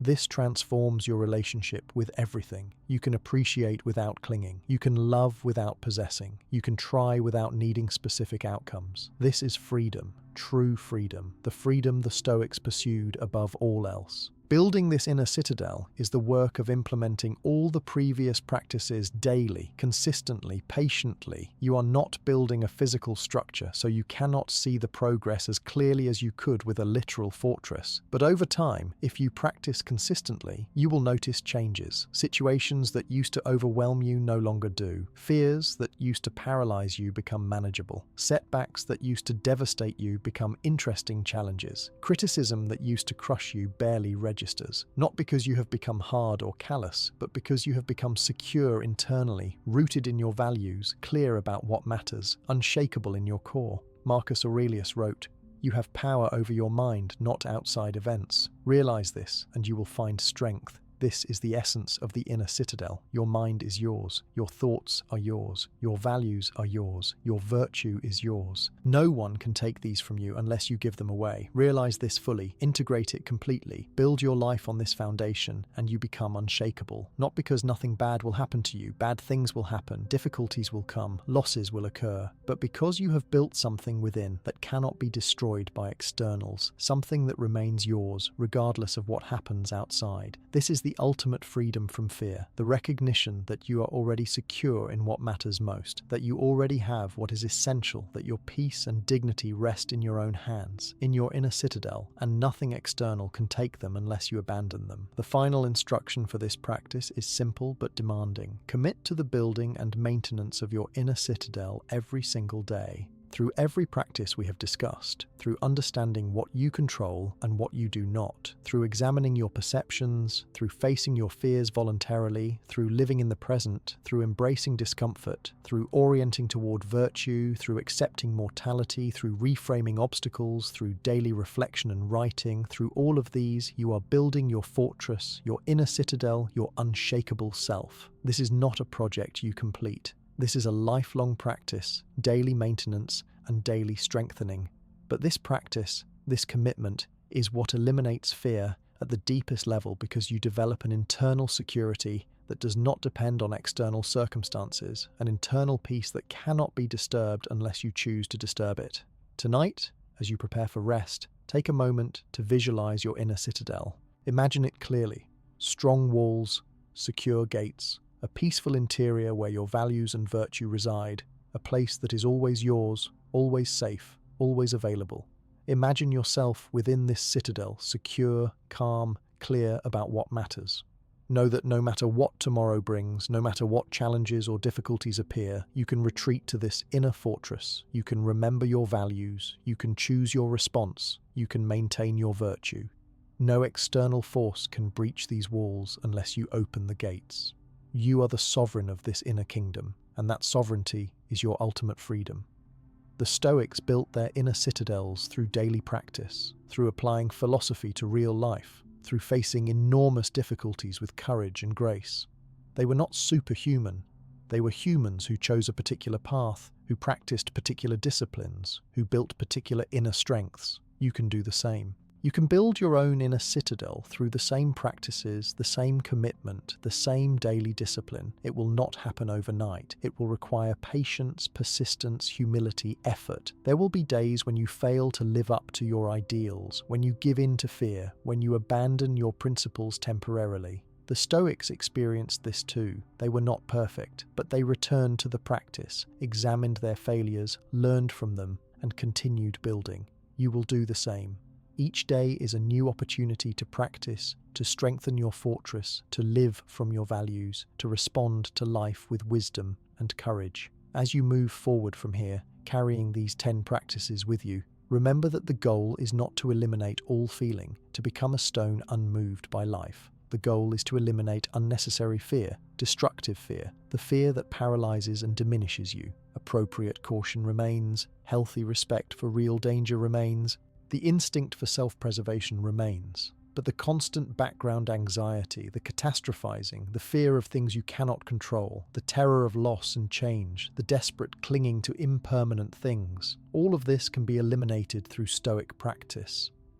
What replaces it is not numbness, but a different quality of experience, presence, engagement, appreciation, courage, peace. You experience life fully, but without the constant shadow of fear. You love deeply, but without desperate attachment. You work purposefully, but without desperate need for specific outcomes. You face difficulty with courage and curiosity rather than panic and avoidance. This is the life the Stoics offer you. Not a life without challenge, but a life without being ruled by fear, a life of freedom, dignity, virtue, and peace, regardless of circumstances. This is possible for you. Not easy, not quick, but possible through practice, through commitment, through the patient building of your inner citadel day by day, choice by choice, practice by practice. The ancient Stoics lived more than 2,000 years ago in a world very different from yours, yet the wisdom they discovered remains completely relevant because human nature has not changed. You face different external challenges than they did, but the internal challenges are the same: fear, desire, loss, death, difficulty, the struggle to live well despite uncertainty and lack of control. They found a path through these challenges. They documented that path. They invite you to walk it with them. The practices are available. The wisdom is preserved. The path is clear. All that remains is for you to take the first step, and then the next, and then the next, building your inner citadel step by step, choice by choice, day by day, until fear no longer rules your life, until you have found the freedom and peace that the Stoics promise, until you have become unshakable in what matters most, until you live fully, virtuously, courageously free. This is the 10th and final key, and it encompasses all the others. Build your inner citadel, your fortress mind, the secure self that cannot be shaken. Do this through daily practice, through applying all these teachings consistently, and you will eliminate fear from your life, not because nothing frightening happens, but because you have built something within that fear cannot destroy. This is the Stoic promise. This is the Stoic path. This is your invitation. Begin now, tonight, and continue every day. Build your fortress. Find your freedom. Eliminate fear through wisdom and practice. The ancient Stoics stand with you, their words echoing across the centuries, their example lighting the way. You are not alone on this path. You are walking where the wise have walked before, building what they built within themselves, discovering what they discovered. That true security and peace come from within, from virtue, from character, from the inner citadel that no external force can breach. Build this, and you will be free. This is their gift to you. Accept it, practice it, live it. Your life of freedom from fear begins now.